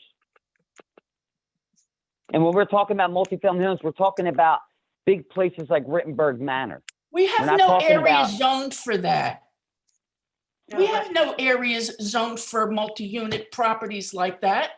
And Angela said, multifamily homes are any home that has more than 3 units. Yeah, it's four units or up. Right. Anything. Where's the zoning area for those type of properties? We don't have it. We have single That's why we're family. working on the master plan. Well, I think you put That's the the cart purpose before of the horse. redoing the master plan. If you're gonna redo the master plan and look at change in zoning in the city and all that, first of all, there should be a RFP put out and there should be a contract before you start talking about making all these changes and changing longstanding programs that you wouldn't have any homes out at the lake if it wasn't for that abatement. And that, you're exactly right. We have 100 houses out there. That are paying taxes now. They paid They're- taxes wrong. They just were incremental until they got to the full amount. This is it's a bad idea. It's a bad idea to do away with that. Nanette, this is on for an introduction tonight. I mean, they have to vote to introduce it. It's not for adoption, so this is just an introduction to introduce this. Well, I don't even think it should be introduced, to tell you the truth. I think you're making a mistake. If necessary, it doesn't have to be introduced. The council will, I mean, we could take a vote. Oh, is that what happened? You know what I mean? It doesn't even have to be introduced. We can table that too. It's up, I mean, council would decide. And don't forget, we have George trying to sell multiple lots in the community. What are these people gonna say when the lot goes up for sale and then they realize, okay, now I'm not gonna get an abatement? Those lots are gonna continue to sit They're empty. gonna sit, I agree. like they have for years. You need to put some carrots out on the street to get a Okay. developer to come here. Character out. And you do Yeah. that through Yeah. an abatement. And you can't do redevelopment. Every time somebody walks into town, you're gonna create a redevelopment area for them. That's ridiculous. That's why we get stuck with stupid stuff like we did when you wanted to put the other thing at the tower site. That was a bad idea too. What other thing? I don't know, you had some kind of rehab help place that was supposed to go up there. The TBI hospital? Yeah, that was a bad idea. That's still going forward. Well, you had somebody else wants that property now. That's sustainable, that. They want to connect to them, yes. But the TBI hospital is still gonna, you saying that's a bad idea? To create all those jobs is a bad idea? Yeah, I think that's a bad idea. I don't like that. To create all those jobs is a bad idea. What jobs? They're not The gonna have a lot jobs of that jobs. hospital is gonna create. The jobs that hospital is gonna create. It's not a hospital. Have some word on that. The mayor knows that TBI is not coming. TBI has officially abandoned the project. That's why we were talking with Energon now. We need single-family homes with families in them that are going to bring their children and send their middle-class children to our schools. We need people, middle-class people. That's what we need in town. And I would like to be involved with the master plan because I'm concerned about where the city's going. And we have opportunity. That's going to go away, that opportunity zone thing. You got a whole new president coming in and he might not like opportunity zones. So that program might go away. You got like a short window to attract people here. And I don't see anything happening. It's been like 2 years we've had that designation. We got nothing from it. So I really think we really do need to sit down and do a complete master plan review and look at our zoning and see if maybe we should have duplexes in town. That was boo-hoo years ago that they didn't want any kind of multifamily properties. And you have Rittenberg Manor, which is a beautiful property, although it doesn't generate much revenue for the city. The problem with multifamily units, even if you had duplexes, what you do is you get an out-of-town owner who would rent the units out and they'd be all the time. But you wouldn't be getting the Ocean City, Avalon renters in there for those homes. So they'd end up where they couldn't rent them out, and then the next thing you know, they'd be Section 8.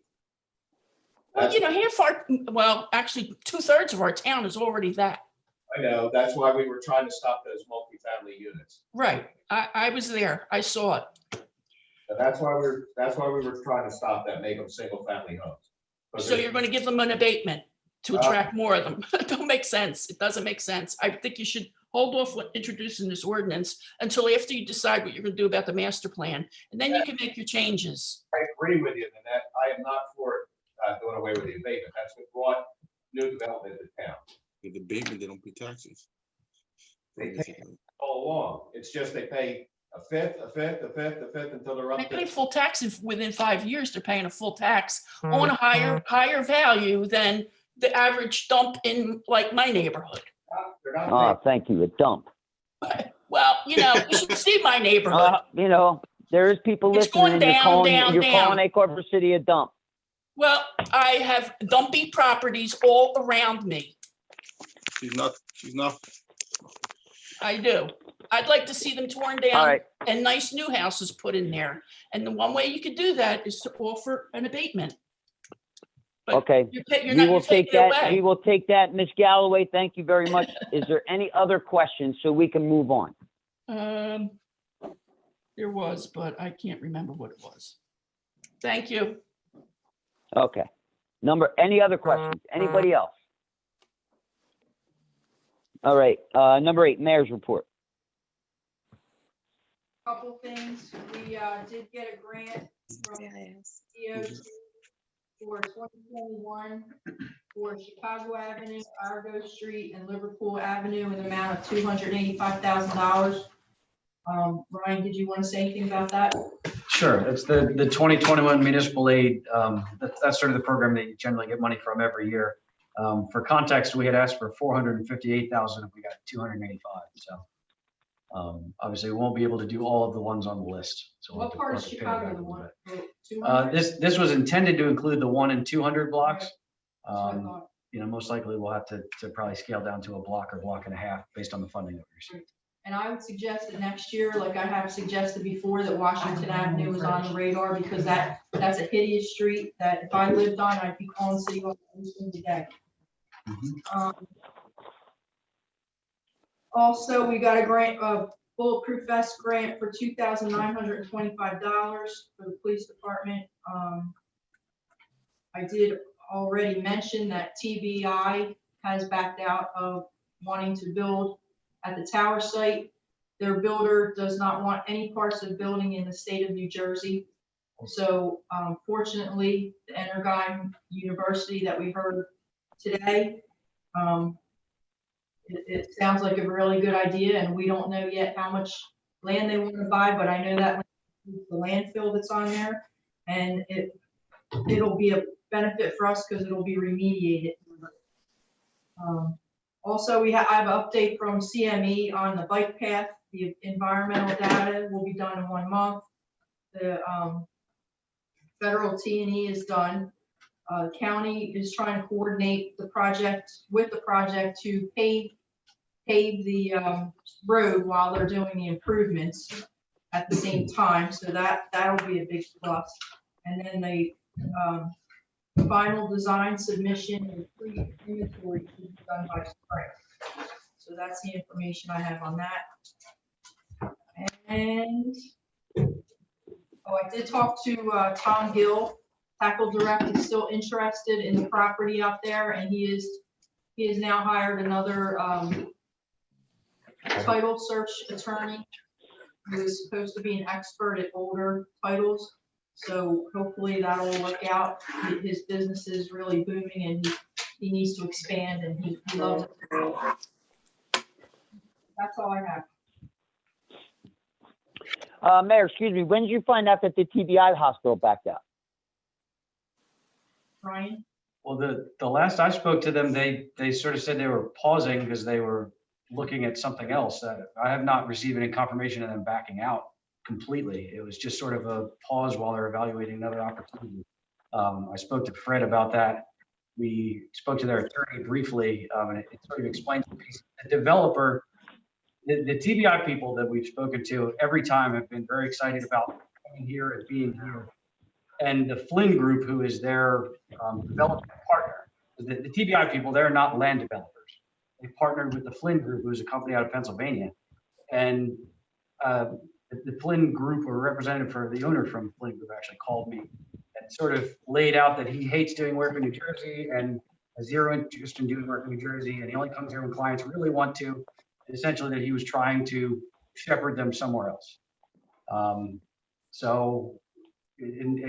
reaching out to Fred, we had sort of talked about reaching back out to them to Wayne and Jim, the developers from, or the representatives from the TBI hospital, to just explain, look, if you really want to be here, you may need to find another developer, because the people that you're working with are not pulling in the same direction that you are. So again, I have no, unless you've heard additional, from them or from the developer, I have no final confirmation that they are out. But again, language from their developer that he is not really interested and that he is trying to shepherd them in another direction. No, that's not the message I got. The message I got, and I'm not quite sure, it might have been Friday. Okay. I can't really find it on my recent calls. This would have been after the last time I spoke to them then, I guess. Well, the day we both got, Fred got a call, I got a call, Uh-huh. and I'm guessing you got a call. Basically, it was, they weren't interested. You got the call from the engine. I got the call from the Flynn Group, right? The Flynn Group. Right. Who was definitely not interested in doing any business in the state of New Jersey. Well, he said that they are evaluating another opportunity, and if it fell through, they would be back, but he's trying to take them that way. So again, it wasn't we're never coming here, even though he is not interested in doing that. It was I'm trying to do something else, so I'll let you know how that pans out. That was sort of how the conversation went. Well, it doesn't sound promising. No, he like I said, even if their other opportunity fell through and they were looking back this way, he was not excited about the prospect of that project. Whereas again, Wayne and Jim, the representatives from the TBI hospital, they have expressed commitment and interest in being here every time that we met with them. No, they did, but So- it just doesn't sound like the builder's been built here. So can somebody reach out to them and get a I did, I concrete? spoke to him, Wayne Whalen and myself, and he said we could meet again and talk about it. I said, but what's the point? There is really no point in talking about it. And I think we all discussed this together in another universe, but that it's just going around in circles right now, basically. So until we hear from them that something else fell through, then we're not in a conversation with them just now. If that makes sense. Yeah, I think it's safe to state that they're not as firmly committed now as they were before. That's a safe statement. Okay. All right. Thank you. You done, Mayor? Your reports. Finished, thank you. All right. Number 9, committee reports. Finance redevelopment. Councilman Ross. Finance, we received a from Ms. Shaw about the couple liens the city has on 2 properties that somebody's interested in buying. It's on the agenda. Oh, all right. It's number Well, 28. okay, then that's on the agenda. Why don't you move down to number 20? So on 28, Let's stay. the guy's offering less than what the liens are. I think one of the liens are $6,300 or right around there, and the other one's about $14,000. And he's offering $5,000 a piece for them. So yeah, it's number 28. Now, Laura said we could put these out for bid before we make any commitment to selling them for $5,000 because they're substantially less than what's owed on them. So Well, the one property, 405 Atlantic, he wants to make that house a summer home for him and his wife at some point in time, I guess, when he forecloses on the property. The other one, that was which one's that, Mr. Service? yeah, I think that's the corner lot, the Mr. Service lot. On 400 St. Louis is Mr. Service. So, but taking less than what's owed on them, I think we have to go out for bid, right? Is that the way I read the email? Don't we No, have I to don't put think this- so. I don't think. No, they was advertised. Yeah, I think. Jody, do you? Okay, then I misread it. I thought it What did was. it say, Bob? The thing for Laura, the Yeah. assignment, it has to be advertised a It certain was. number of times because Right. since they're paying. Says the offer that Mr. Hunter made on these two properties are for less than the amount of our tax lien. So the process is a little different from the last time, which we did. We have to advertise that we will be offering these lien assignments and give their potential investors the opportunity to bid on them. So that's what I'm saying, that they'd be out for bid. So did we do that? We did it, yes, we did advertise. I mean, I wasn't told several times. She said it had to be advertised. I think she had to do it in several places, I believe. And she said we can advertise once and post a notice of assignment, 5 public places as well as notify. Yes, that's what she did. Okay, so, and then she said if we're interested in going forward, then that's what we're gonna do. Well, So she did all that already, Meg? I did that Oh, already, you did? and it's on tonight's agenda for approval Do we get to do that or, to do that. okay, to go out for bid? No, to sell them All and right, so buy. we got no offers? No, nobody has contacted. Okay, so that's the item from the finance committee that's gonna be coming up in 28. Number We 28. could do it now, Bob. You can do number 28 now if you like. All right, let's do 28. So, And that would be the. Resolution authorizing assignment of tax sale certification to Imperial Tax Liens LLC, 405 Atlantic Ave, $5,000, 400 St. Louis Ave, $5,000. Can I get a motion? I make the motion. Can I get a second? Second, Brown. Roll call? Brown, Yes. Dash, Yes. Heiss, Yes. Mays. Mays. Ritchie, Yes. Ross, Yes. Sefton. Yes. Tricol, Yes. Hello. Yes. All right. That all you got, Mr. Ross? And then there's always a bill list, but that comes out at the end. All right. Safety, Councilman Ritchie? We had no meeting. The only thing I wanted to bring up for discussion was the parade and the tree lighting. With all these executive orders that Murphy continues to put out, downgrading the number of people for gatherings, he's down to 150 for outdoor gatherings.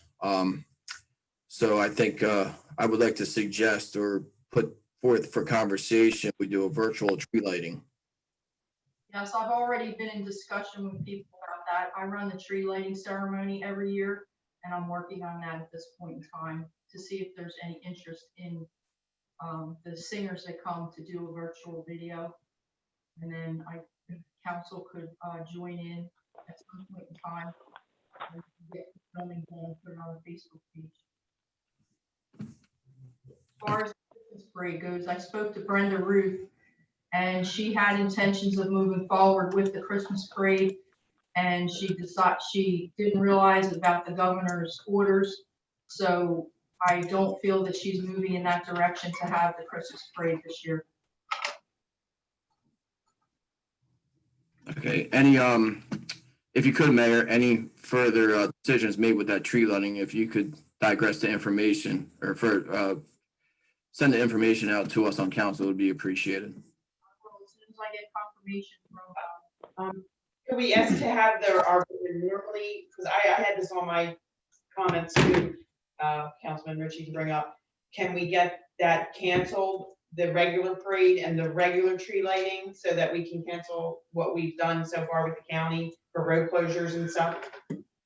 1 second over, Meg. What was- Joe, I have a suggestion. I don't know, it would be up to council. Where my son lives in Harrisburg, they had a parade. I don't know if it was Veterans Day or Halloween, but what they did was they did a backwards parade, basically.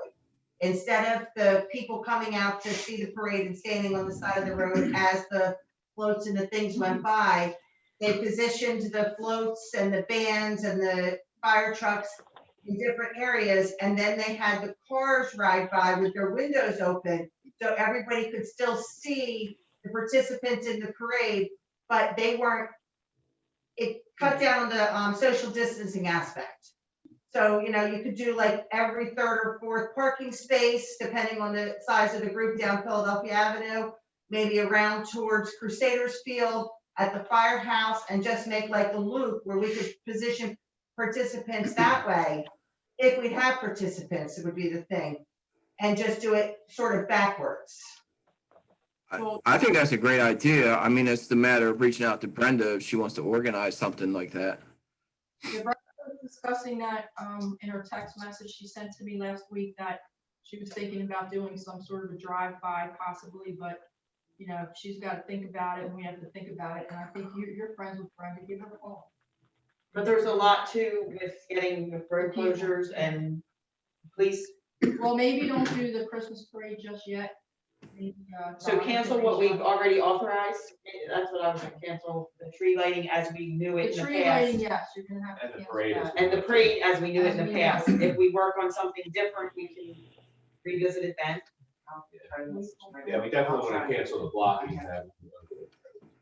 You can't have drive-by with roads blocked. Right, so that's what Council President Mello, I'm kind of asking, do you think we should cancel that as we knew it? Yes, well, let's take a vote. Could I get a motion on whether or not we should cancel the parade? Dash, so moved. Try Second? till second. All right, let's do a roll call. Brown, Yes. Dash, Yes. Heist, I'm confused. we're starting with the parade. Cancel as we knew it, what we did in the past. Okay, we're canceling not completely, just what we've done in the past. Okay, Just what we normally do. because you said just cancel the parade. There wasn't, What we normally do, yes. Mays, Richie, Yes. Ross, No, no, I'm against lockdowns. Sefton, Trithol, Yes. Mello, Yes. and now the tree lighting. As we knew it. Could I get a motion to cancel the tree lighting? It's a yes or no. So when you go through the vote, just say yes or no. So moved, Brown. Second, Richie. Could I get a second? All right, a roll call. You're going to say yes or no. Brown, All right? Yes. Dash. Dash, Yes.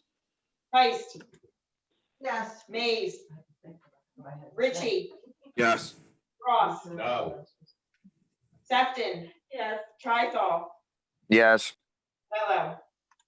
Yes. I will call Cliff tomorrow. I'm sure, Cliff, you're hearing, you might be having trouble unmuting, so I'll call you tomorrow just to confirm your vote on everything. Okay. All right. Is that all for safety? I'm good. All right. Public, highway. All right. One of the full-time guys got hurt, at home personally, got hurt, and he's going to be out 6 to 8 weeks. We brought in we want to hire a temporary hire. He's for about approximately 8 weeks. His name is Thomas Gercioni. He will start Monday, but I need to get an approval from everybody to bring him in. We are actually down 2, counting the one of the guys from the water department also got hurt. And so we're kind of down by 2. So this year we'll bring this guy in for 8 weeks or until He's out. it'll be. Right. Say that again, Meg? As long as he's out, I'm not sure, he said it could be 8-10 weeks. So. Yeah, I heard 6 to 8, but yeah, approximately that, right. Yes. All right, so I need a quick Angelo. yes or no on that from council. Angelo, has this been approved by the unions? Yes. What, Okay. is this temporary? Yes. I got a question. We don't need to approve that through the union. It's only Okay. temporary. So could I get a motion on that to hire this person? Wait a minute, I got a question. When we hire somebody. Yes. We hire somebody temporarily like this, what's our obligations if they get hurt during the time that they're here temporarily? Just like anything, they're covered So under they're our like a workers' full-time comp. employee, right? Well, they're They're just covered workman's comp. anybody. What's Whether employed it's- as a We pay workman's comp. Workman's comp, right? So, where'd this guy come from? Does he have? He was a part-timer over it for the city of Galloway, Keith's on here. Keith. and he just got laid off over there. So he's experienced with leave collecting, which is what he was doing before he was laid off. All right. All right, so I need to get a motion on this so I could get a full council vote, yes or no, to hire this guy. So moved. Okay? Could I get a second? Brown. All right. All in favor? Aye. Should we do a roll call? And, all right, let's do a roll call. Brown, Yes. Ash, Yes. Priest, Yes. Mays, Ritchie, Yes. Ross, Yeah. Sefton, Yes. Traethal, Yes. Mello. Yes. All right, and one other thing, that last storm we had, we only lost 2 trees. Hallelujah, only 2. So we did pretty good as far as major damage. We did really good from the highway, from the highway department side and the water department side. And I believe that's all I have for that. Let's go to code enforcement. Code enforcement, nothing Councilman to, Dash. nothing to report for code enforcement. There is an ongoing situation on St. Louis Avenue that's going to continue to be ongoing, but really nothing else to speak of. All right, property, parks, playgrounds, Councilwoman Heist. As of now, nothing.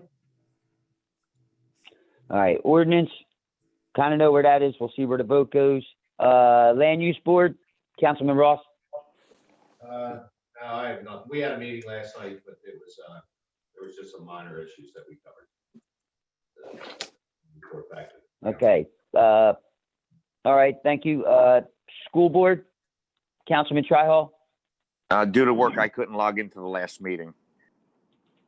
Couldn't get in. Councilwoman Brown. Couldn't get into the meeting either. I don't know what, I tried to get in and it's something's wrong on their end. I've notified, Mary Ann, something with an S. They're, I guess, the administrator that sends out the emails. She says she doesn't know what's going on. So I haven't been able to get into a meeting in like a month now. Okay, all right. Keep working at that. I appreciate you trying to get into it. Jiff, Meg. We did have a quarterly safety meeting. We had it in person. The last one before that was a Zoom and call meeting. It was a lot on the COVID preparations or things you can do in the office place. We have implemented taking our temperatures every day when we arrive at work. And then we go out for lunch, we come back, we take them again. We are filling out papers every day for that. It's a standard form. I think some of you should probably fill it out as well when you go in your workplace. It's stating if you've been exposed or if you've been around anybody. It's a standard form. We're filling them out every day and turning them in. And I know that, I think Keith is online, Keith Adams, the superintendent of public works.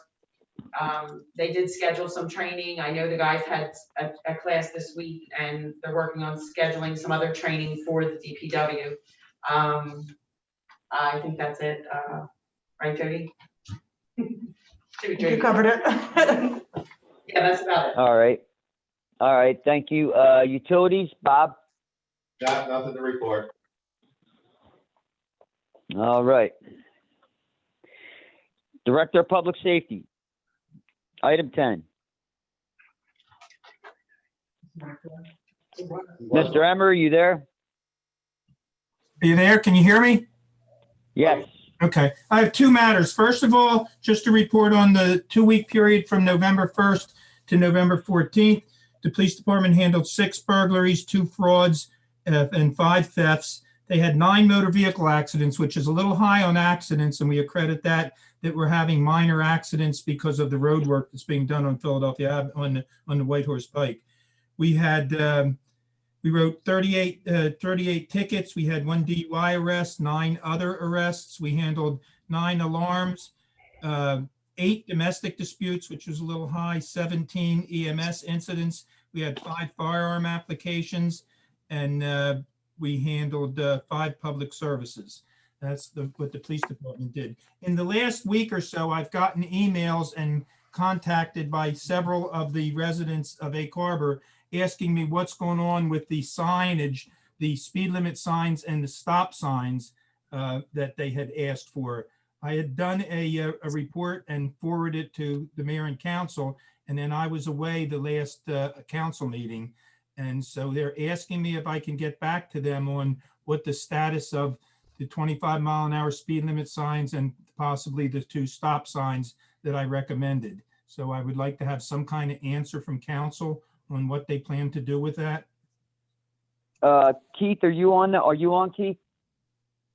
I think it has to go to the ordinance. An ordinance has to be made, doesn't it? Yeah. And Not for the speed limit signs. No. Not for the speed limit signs. I had asked Keith to order some signs. I will have to try. We'll get back to you, Mark. I'll give him a call unless you want to give him a call to find out what the status is, because I know he ordered them. And what am I to tell the residents about the stop signs? The stop signs, I'll have to come to, we'll have to put an ordinance together for the stop signs and see where everybody's at with it. So they're at least 6 weeks away then, because we would have to have an ordinance introduced, then a public hearing. That would be the next council meeting. We could introduce the ordinance and probably approve it in January. no, we can't, you have to introduce and adopt in the same year. So it would have to be held off till next year. And I can tell you the residents are not going to be happy with that answer. But if that's the answer, that's the answer. And I'm telling, it's the truth, right? You can't introduce an ordinance and adopt it in a different We year. have been talking about this for quite some time now. Quite some time. It has to start at the ordinance committee level. I agree with the mayor that it's been discussed for I believe, Lisa, it was discussed even before I got here in July. Right? No. Okay. Gentleman reached No. out. So That's not true, Angelo, because the gentleman, what's his name, Mark? One of them is Mr. Gigliotti, one of them is Mr. DePietro, and one of them is Mr. Haynes. The email that I got from Mr. Gigliotti, you handled after you came in. Right. So it was, in fact, before you came in. right, and when the study was done, Mark, you stated that they caught one guy doing 40, correct? Right, but remember, and Ryan told us this isn't a speed issue. This is a safety issue for the pedestrians that walk in that area of where you come off of Hamburg Avenue. The first 2 blocks are rural. There's no sidewalks there. We can't get a stop sign for a speed limit to lower the speed. Exactly, right. But if it's a safety issue, as I said in my report, that I believe it's a safety issue for pedestrians that are walking and riding their bikes because there's no sidewalks in that area under a safety issue. And Ryan, if you're there, correct me if I'm wrong, we can produce stop signs in place for safety issues. Correct. But you put out, you only called one guy as a safety issue. So now we're gonna go through it as a safety issue. Right. Before it was guys speeding. That's what the first guy complained about. Well, Everybody's speeding down the road. He did, and he said it was because of people. He said because of people speeding down the road, he felt it was unsafe for his grandchildren. So he basically tied them both together. But I mean, it is what it is. I explained to him that it takes time to get the ordinances through. So I will talk to all 3 of them probably tomorrow or Monday and explain to them where we're at. Thank you. Okay. Have a good Well, night. I was going to say, can we agree as a council that this will move forward into the ordinance committee? Yes. Okay. All right. Thank Is that all you have? Yep. Thank you. Thank you. Keith is online. He just needs to be unmuted so he can speak about, is it the stop signs that you were asking? The speed limit signs. I'm sorry. Is he on the phone? He's on 338 3382. I can't unmute someone. They have to, they six, have to. Oh, I'm They gotta here. hit 6 pound or pound 6 or something to unmute. And what? 6. It's a pound 6 All right, I'm texting. If you're on phone. or 6 pound. It's one of the two. That's how I got off. It tells you right on there. Saying someone has them muted, but that's not true. Right. Jody muted everyone at the start Okay, of the meeting, and then you need to unmute yourself. And if you're on the phone, it's *6. okay. Star or pound? Star 6, I'm sorry. I just looked it up. Zoom support, *6. All right, well, you can go on, and when he calls in, star six, I just texted him. Okay. Okay. All right. CFO report. Jody? Yes. Okay. So, we have been through, September and the disbursements of the receipts were $16,220,818.14. Disbursements of $15,082,499.29. Our beginning balance is $1,700,538.98. And our ending balance as of September 30th was $1,702,637.97. And that's all I have. Thank you. Okay. City Clerk, Meg? I have nothing, but Keith says he thinks he's good now. Keith, are you there? Yes. All right. What is Figured the it out status on finally. the speed limit signs? So the signs were placed and ordered back almost 6 weeks ago when we had this conversation. But the last time I reached out to the company in reference to the signs, I think were dealing with a major COVID issue there. So they were doing a shutdown and a deep clean, which is putting them back. So I expect them any day now. So as soon as I have them, we'll get forward putting them in. I did call markouts in already to be able to jump on them and put them in. I am going to have to call in new markouts because they probably expired at this point. But as soon as we get them, we'll put them in. Thank you, Keith. All right, City Attorney? Thank you, Mr. Lello. So yesterday I got the amended agreement for the water plant from American Water. So Ryan and I are going to go through it next week to see what they've included and what they've excluded. And so hopefully a couple of weeks, we should have some kind of agreement in place. I would like to give you all an update on the properties that George has. So we have 450 Philadelphia Avenue. They came in at 21,000. We countered, I think, at 24, was it? And now they've come back at 22,000. This property may be contaminated. If council agrees to sell it at 22, I'd like to put in a pretty ironclad as-is clause so that they are aware of any problems with it and they buy it the way it is so it doesn't come back to the city. We also have an offer on 449 Cincinnati and 401 Boston at 16.5. George said these are buildable lots. So he said to come in at 20, but we're thinking it should be the same price as 2101 Philadelphia Avenue, which we're selling at 21, and it's the same buyer. So I'd like to go back with them at 21,000 for those two properties. And the 2101 Philadelphia Avenue, we have a contract in place for 21,000. They're doing an inspection, but hopefully it comes out clean and we can get it sold in December. So I'd like, if possible, for council to vote on the three properties, 450 Philadelphia Avenue at 22,000, and go back at 449 Cincinnati and 401 at Boston at 21,000. Angela, how about the ones out, Philadelphia Avenue, what were those? 2101, we're selling those at 21,000. Is that the one, that's the one out the homes? Yeah, they have to hook up to water and sewer. Okay. Yeah, we have contracts with them. It doesn't have water and sewer, but it can have water and sewer. Yeah, it's out there. there's a house So that there's fronts that me, one, yeah. and then there's the one next to Carmen's, and then there's the other two. Right. So we have 4 that were approved. Right. Okay. I would like them all to be 21,000. I lost it in the whole, it's the mask, it just. Can that be done as one resolution? Yeah. I'll make the motion. Can we get a second? Second, Dash. Roll call? Brown, Yes. Dash, Yes. Heist, Yes. Mays, Ritchie, I need to abstain. Ross, Yes. Sefton, Yes. Trithol, Yes. Mello. Yes. And that's all I have. Okay. Thank you, Angela. Number 14, engineers report. Brian? Yeah, I got a bunch of stuff. So, yeah, I'll go through as quickly as possible. Atlantic Avenue Phase 2, we opened rebids early last week, late last week, I should say.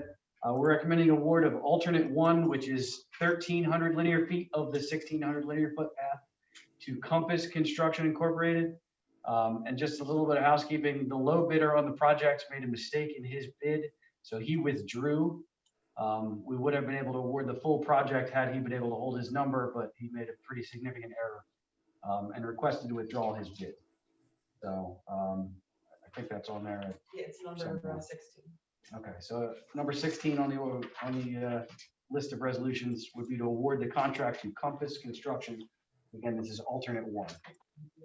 All right, let's pop through these as you're doing them, Ryan. Is there any questions on this contract? All right, could I get a motion to award this contract? Motion. Second.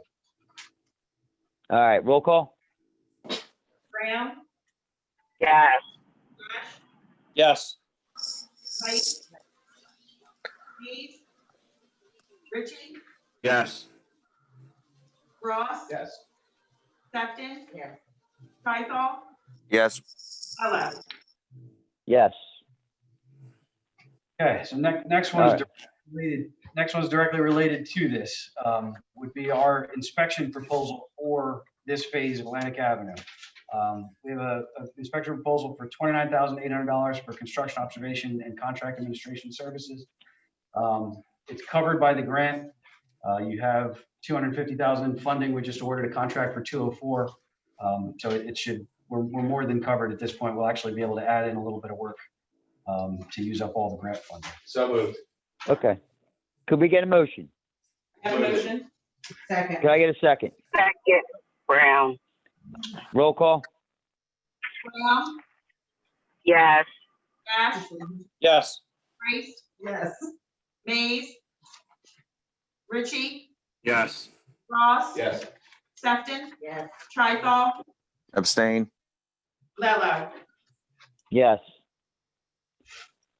Okay, next on the list, Chicago Avenue.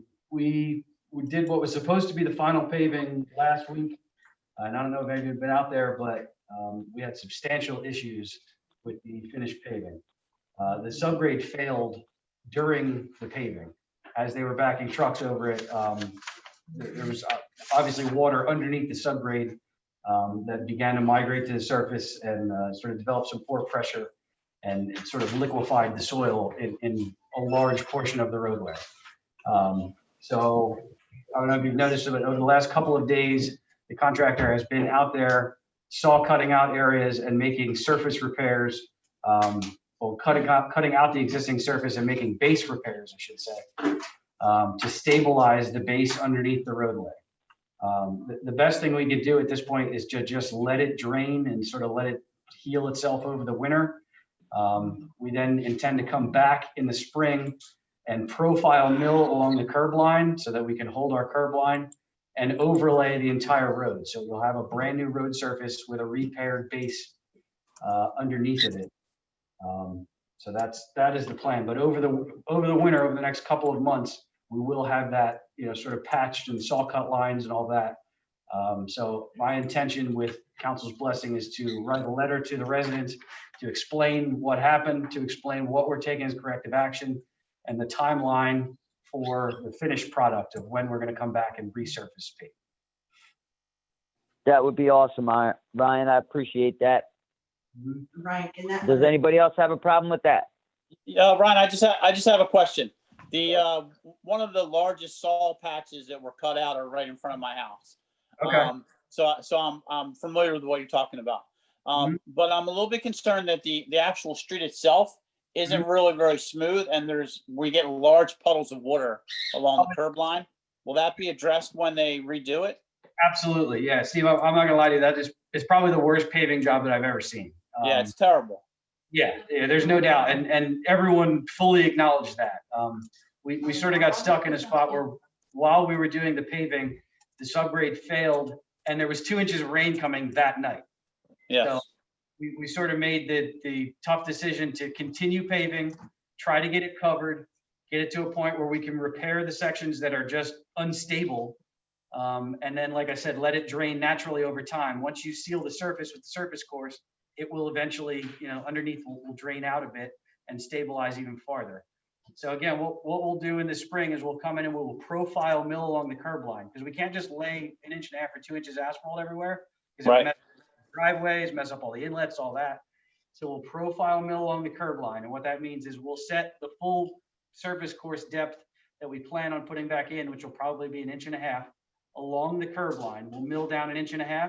And then as we feather out into the road, we'll set the mill to just around 0. So that will allow us to hold the curb line elevation all along the curb. The curb was poured correctly. The curb has the right grade. The curb is at the elevation you want it to be. So right. If we just mill down 7.5 inches of the curb, you'll get a nice smooth, finished grade there. And then we'll put 1.5 inches back, and that'll give us our 6-inch curb reveal and match up the driveways and all that.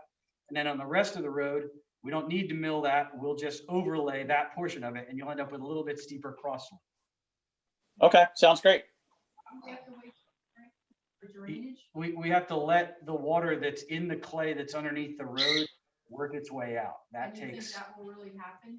Yeah. All the snow and stuff. Well, that's the pavement that we put down is an impervious material. So the water will run off and run to the drains. It won't continue to migrate into the subgrade. Now that you have new curbs in and all that, it should prevent most of the water infiltration underneath the road base area. So yeah, over the couple of months, the water will slowly migrate down out of that material that's right underneath the road base. And then we should be able to go back and surface pave. Like I said, it'll sort of stabilize itself over time. But in the interim, I mean, if you would have driven a car down it, even on the brand new asphalt, you may have gotten stuck. As I walked down it the day after it was paved, it was pumping under my foot.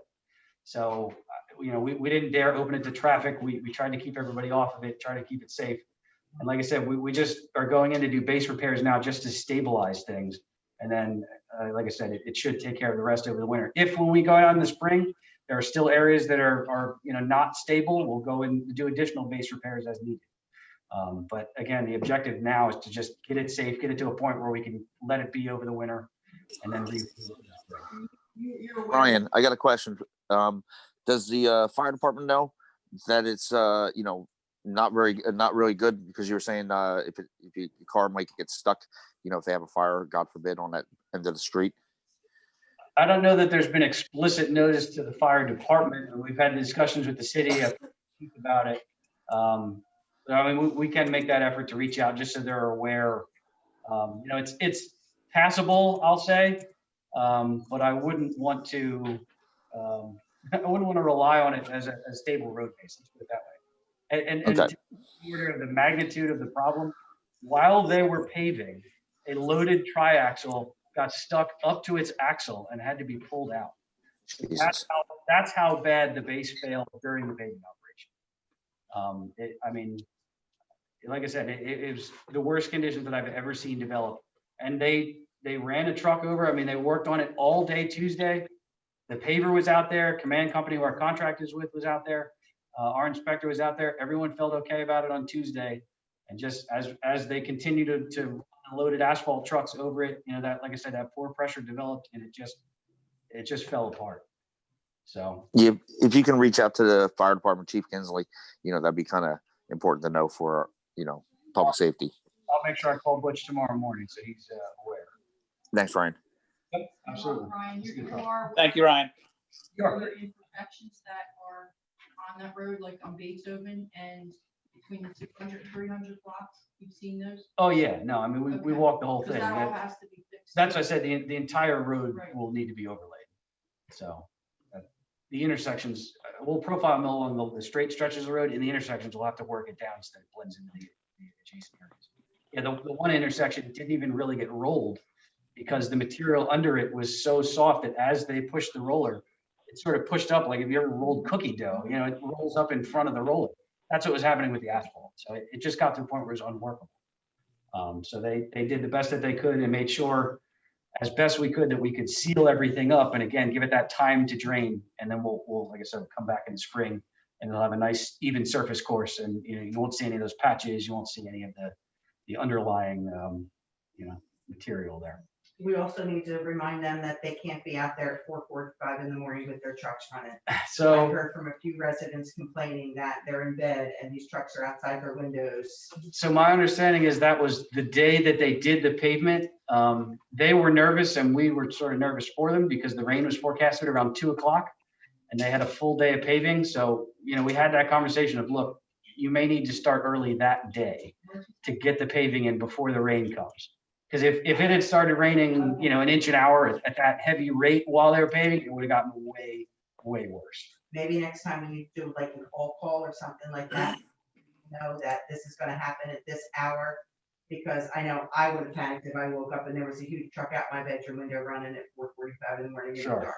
Yeah, no, it was definitely an earlier day than normal. And it was sort of late notice that it got that way. I mean, everyone thought it was going to rain Tuesday morning, late Wednesday. And then the day before, the forecast was 2:00. So everyone sort of, shuffled a little bit and did what they could to try to get it sealed up.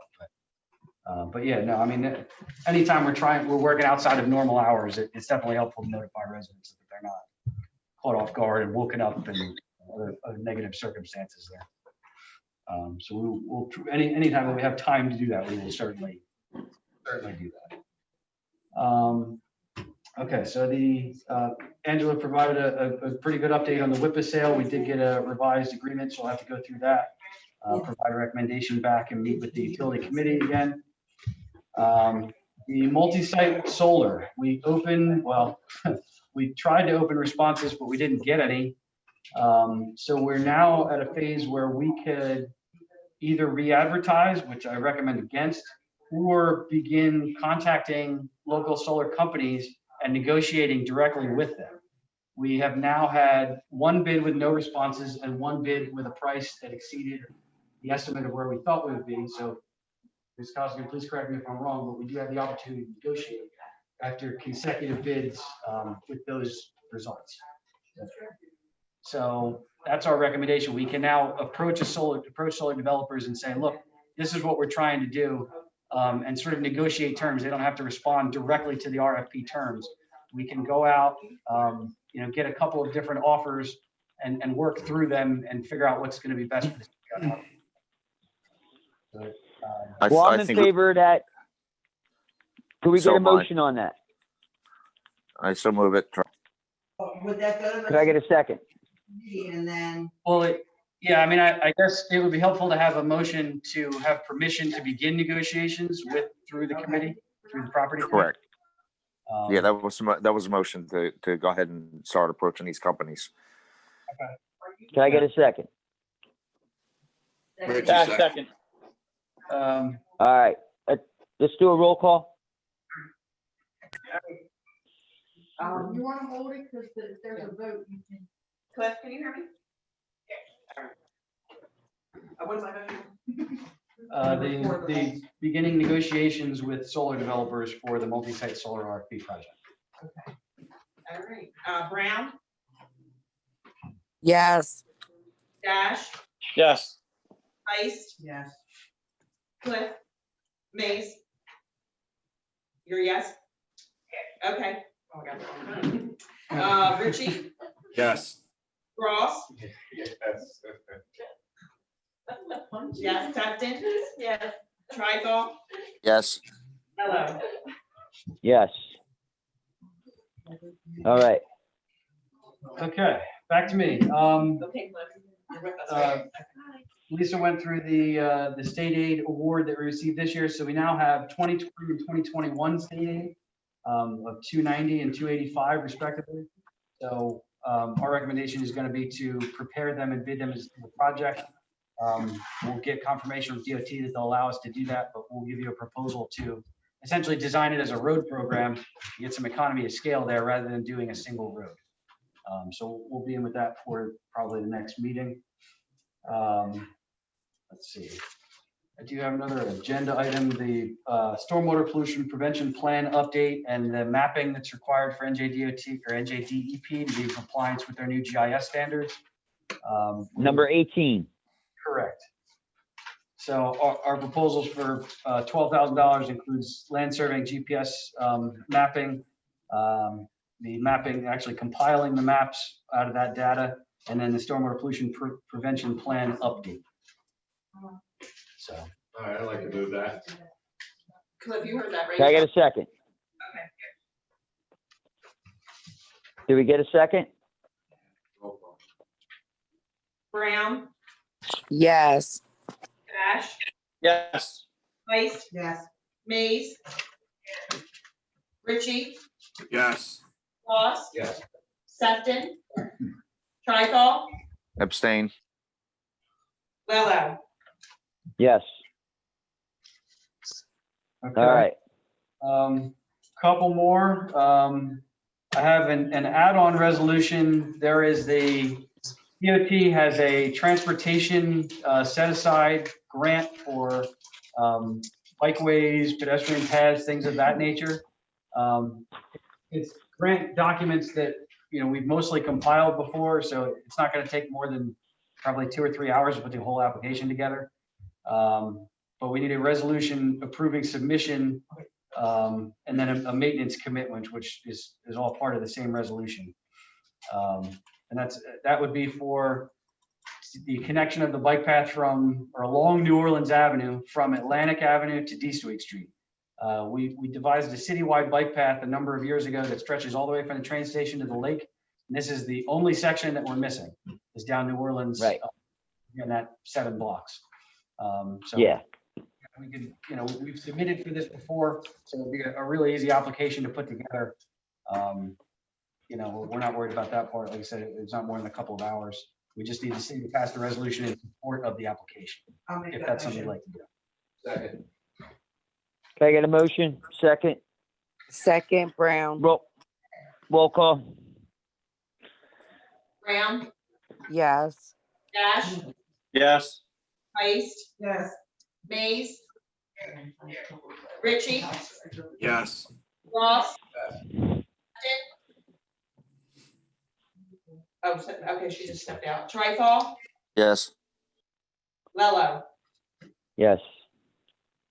Okay, and then the last 2 things, Route 30 improvements, they're moving right along. They're doing a lot of work very deep in the ground, installing all that stormwater piping. So it's been a pretty significant disruption.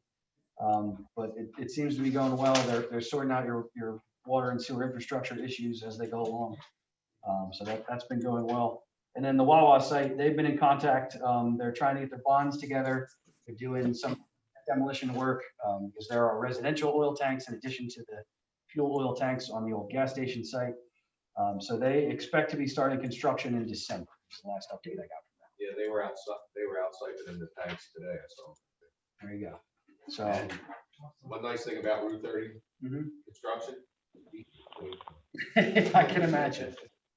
Yeah, that'll slow you down. It's pinched down to 1 lane and there's cones and God, barrels and so signs and stuff scary. everywhere. Oh. Yeah, it's Okay. but, All right. Is that all you got, Ryan? It is, yes. Thank you. All right. Number 15, best practice discussions. Any questions? Well, we have to have a brief discussion on it. So this is an item that the state requires us to do every year. Most of the questions, a handful of questions, they keep the same. They add a few new ones each year. This year they added in, there were 30 unscored questions as part of the inventory. So I'll just go over real quick. I had sent it out to everybody. So I'll just, we didn't lose any of our state aid. We got the full amount. So if you want, I can go over the no questions really quick. There were just 3 of them. First one is, do our municipalities' professional service contracts include a not to exceed amount? Some of them are set amounts, some of them are just billing per hour. We don't really put in any not to exceed. We could think about doing that for the future based on prior years. So it's something to think about, for the future. The other one is about our combined sewer flow, about our sewer system. We do not have a sewer, combined sewer overflow system. And if you don't have that, are you undertaking affirmative measures to reduce stormwater runoff? We haven't really done anything special to address that. So for right now, our answer is no. You want me to add to that? So a CSO system, a combined sewer system, is the older systems where it used to be combined stormwater and sanitary. The municipality's infrastructure is, new enough that it was not constructed as a CSO system. So you don't have to deal with that, which is a very good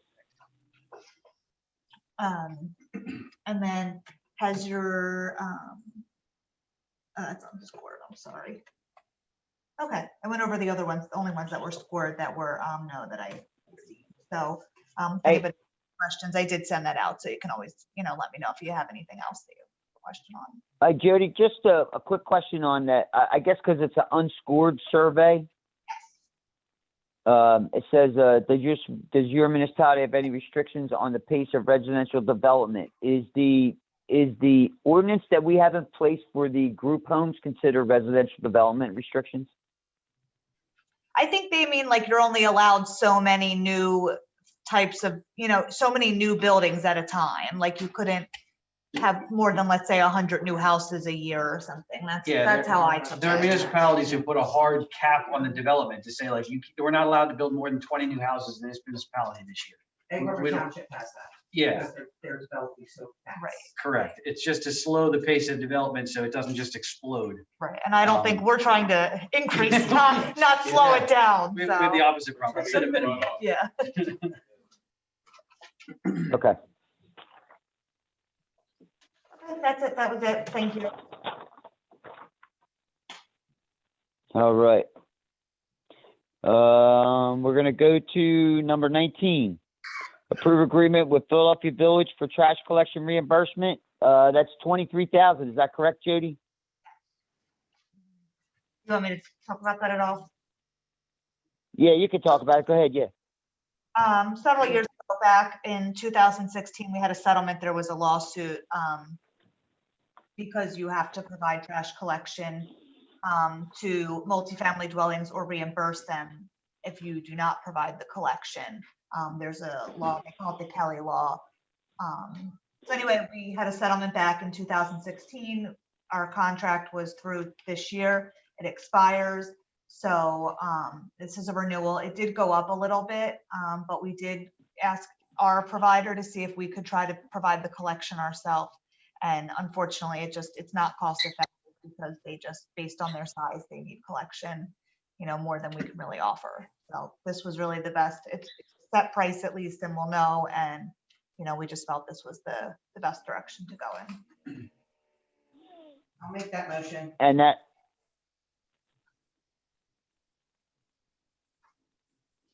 Did you have a question, Angela? I said, and that was 23,000. Is that correct? Yes. All right. Could I get a motion? I have a motion by Heist. Second? No second? I'll second it. Ross second. Roll call? Brown. Yes. Dash. Yes. Heist. Yes. Mays. Richie. Yes. Ross. Yes. Robin had to leave, so I won't be calling her anymore. Trifol. Yes. Lello. Yes. All right, number 20. Authorizing purchasing rock salt through a cooperative agreement with Atlantic County. Richie, so moved. It's I'll second it. second. Roll call? Brown, yes, Dash, Yes. Price, Mays, Ritchie, Yes. Ross, Yes. Trifle, Yes. Mello. Yes. All right, 21, cancel outstanding municipal court checks. Could I get a motion? So moved, Dash. Second. Roll call? Brown, yes, Yes. Price. Yes. Mays, Ritchie, Yes. Ross, Yes. Trifle, Yes. Mello. Yes.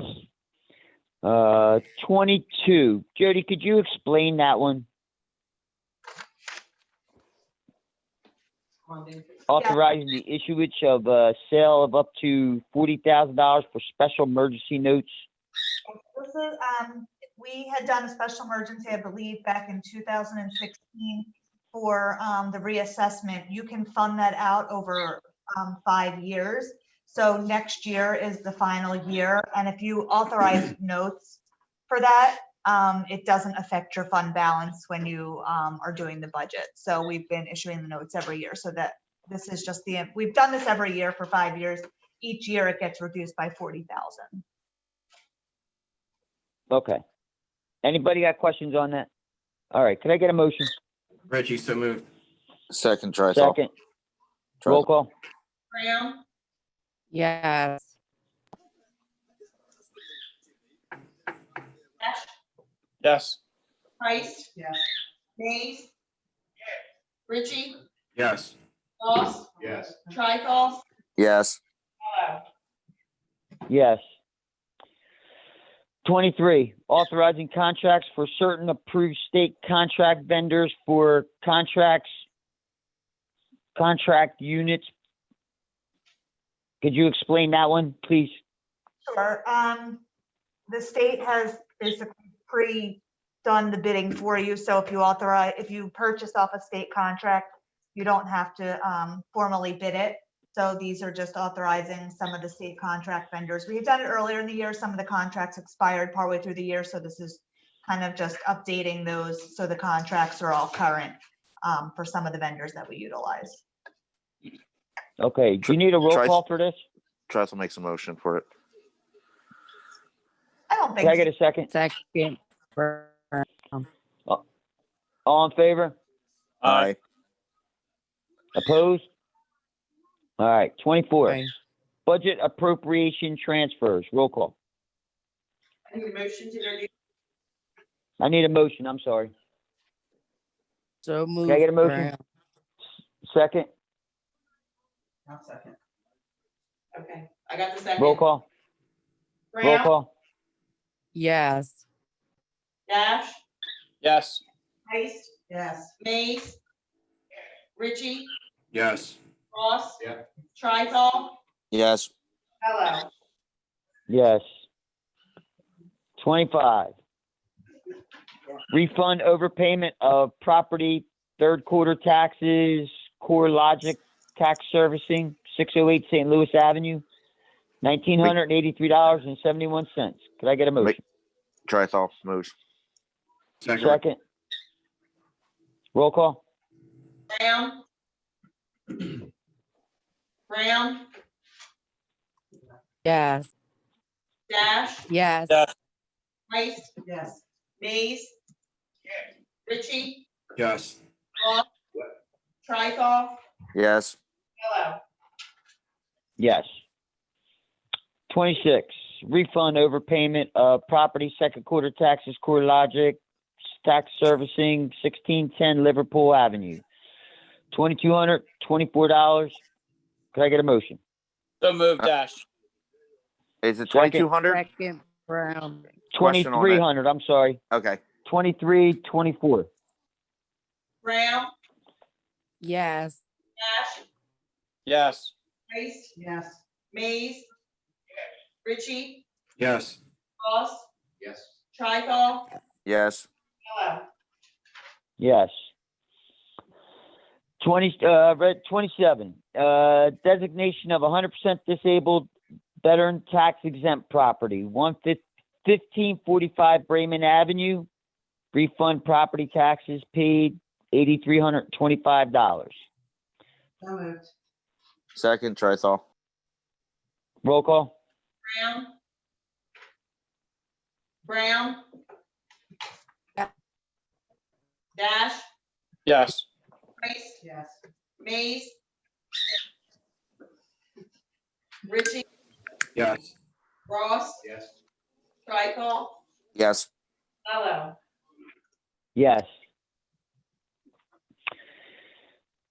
29, introduction of ordinance, rescinding ordinance number 3-2003 and ordinance number 13-2012 and ordinance number 18-2011 and implementing a new tax exemption and tax abatement program pursuant to the 5-year tax exemption and abatement law. This is the one, I guess, that was discussed. Is there any more discussions on this? Angela, would you like to talk about this a little further? No.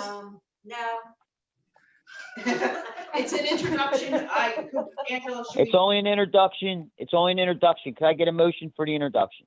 Ritchie. Trithol. Second, Second, Trithol. Brown. And Roll call. Okay. Yes. That's what I would say. Maybe we should do a roll call to see if we're all in favor of introducing it or. Yes, that's why I'm doing a roll call. Brown, Yes. yes, introducing it. Yes. Okay. Dash, Yes. Heist, No. Mays, Ritchie, Yes. Ross, No. Tricol, Yes. Mello. Yes. All right, advertised notice of introduction in the Hampton Gazette on November 25th, 2020 for a public hearing on December 17th, 2020. So Could I moved. get a motion? Second, Second, Ritchie. all in favor? Aye. Aye. Okay. Number 30, introduce ordinance number 19-2020, rescinding ordinance -19-2019. This is the one on the group homes, correct? Correct. It's just an introduction. Could I get a motion? Ritchie. Trithol, second. Second, Could I get a Brown. second? All right. Roll call? Brown, Yes. Dash, Yes. Heist, Yes. Mays, Ritchie, Yes. Ross, Yes. Tricol, Yes. Mello. Yes. Advertise this notice for the Hampton Gazette on November 25th, 2020 for a public hearing on December 17th, 2020. Can I get a motion? So moved, Dash. Second, Ritchie. Second, all in favor? Aye. Aye. All right. Bill list, 31. Pay the bills. Could I get a motion? Ritchie. So, Trithol. All right, before I go any further, was there any questions on the bill list? I thought Councilman Ross had something on the bill list. No, I just said that we all got the bill list. Oh, okay, I'm sorry. Okay, roll call? Brown, Yes. Dash, Yes. Heist, Yes. Mays, Ritchie, Yes. Ross, Yes. Tricol, Yes. Mello. Yes. Number 32, public comments. Make a Motion motion. to open the public comment. Make a motion. So moved. Second, Brown. is there any public comment? Make a motion. We close. Second, Second, Ritchie. Second, Brown. all in favor? Aye. Aye. All right. Motion to adjourn. We adjourn. Second. Second, all in favor? Aye. Aye. Good night, y'all. Good night. Everybody have a good evening. Mello, Angela, Yes. there was a comment in here. I'd like Somebody to had have- it. I'd like No. to make a comment before we adjourn. A friend of mine and neighbor of ours, John said, with COVID. He's been in the ICU for 2 weeks. I just like to put the word out, you know, if you can put a prayer in for him and his family, he's doing something else. And hopefully everything works out best for him. A long-time supporter in this town for a lot of functions. It's just sad to hear. Prayers coming from this way, Councilman Ross. Our thoughts and prayers. So Thoughts and continue from prayers, our family as well. And listen, everybody have a good Thanksgiving too. Enjoy your family. Yes, everybody same way. Thank you. All right, are you all right, Seth?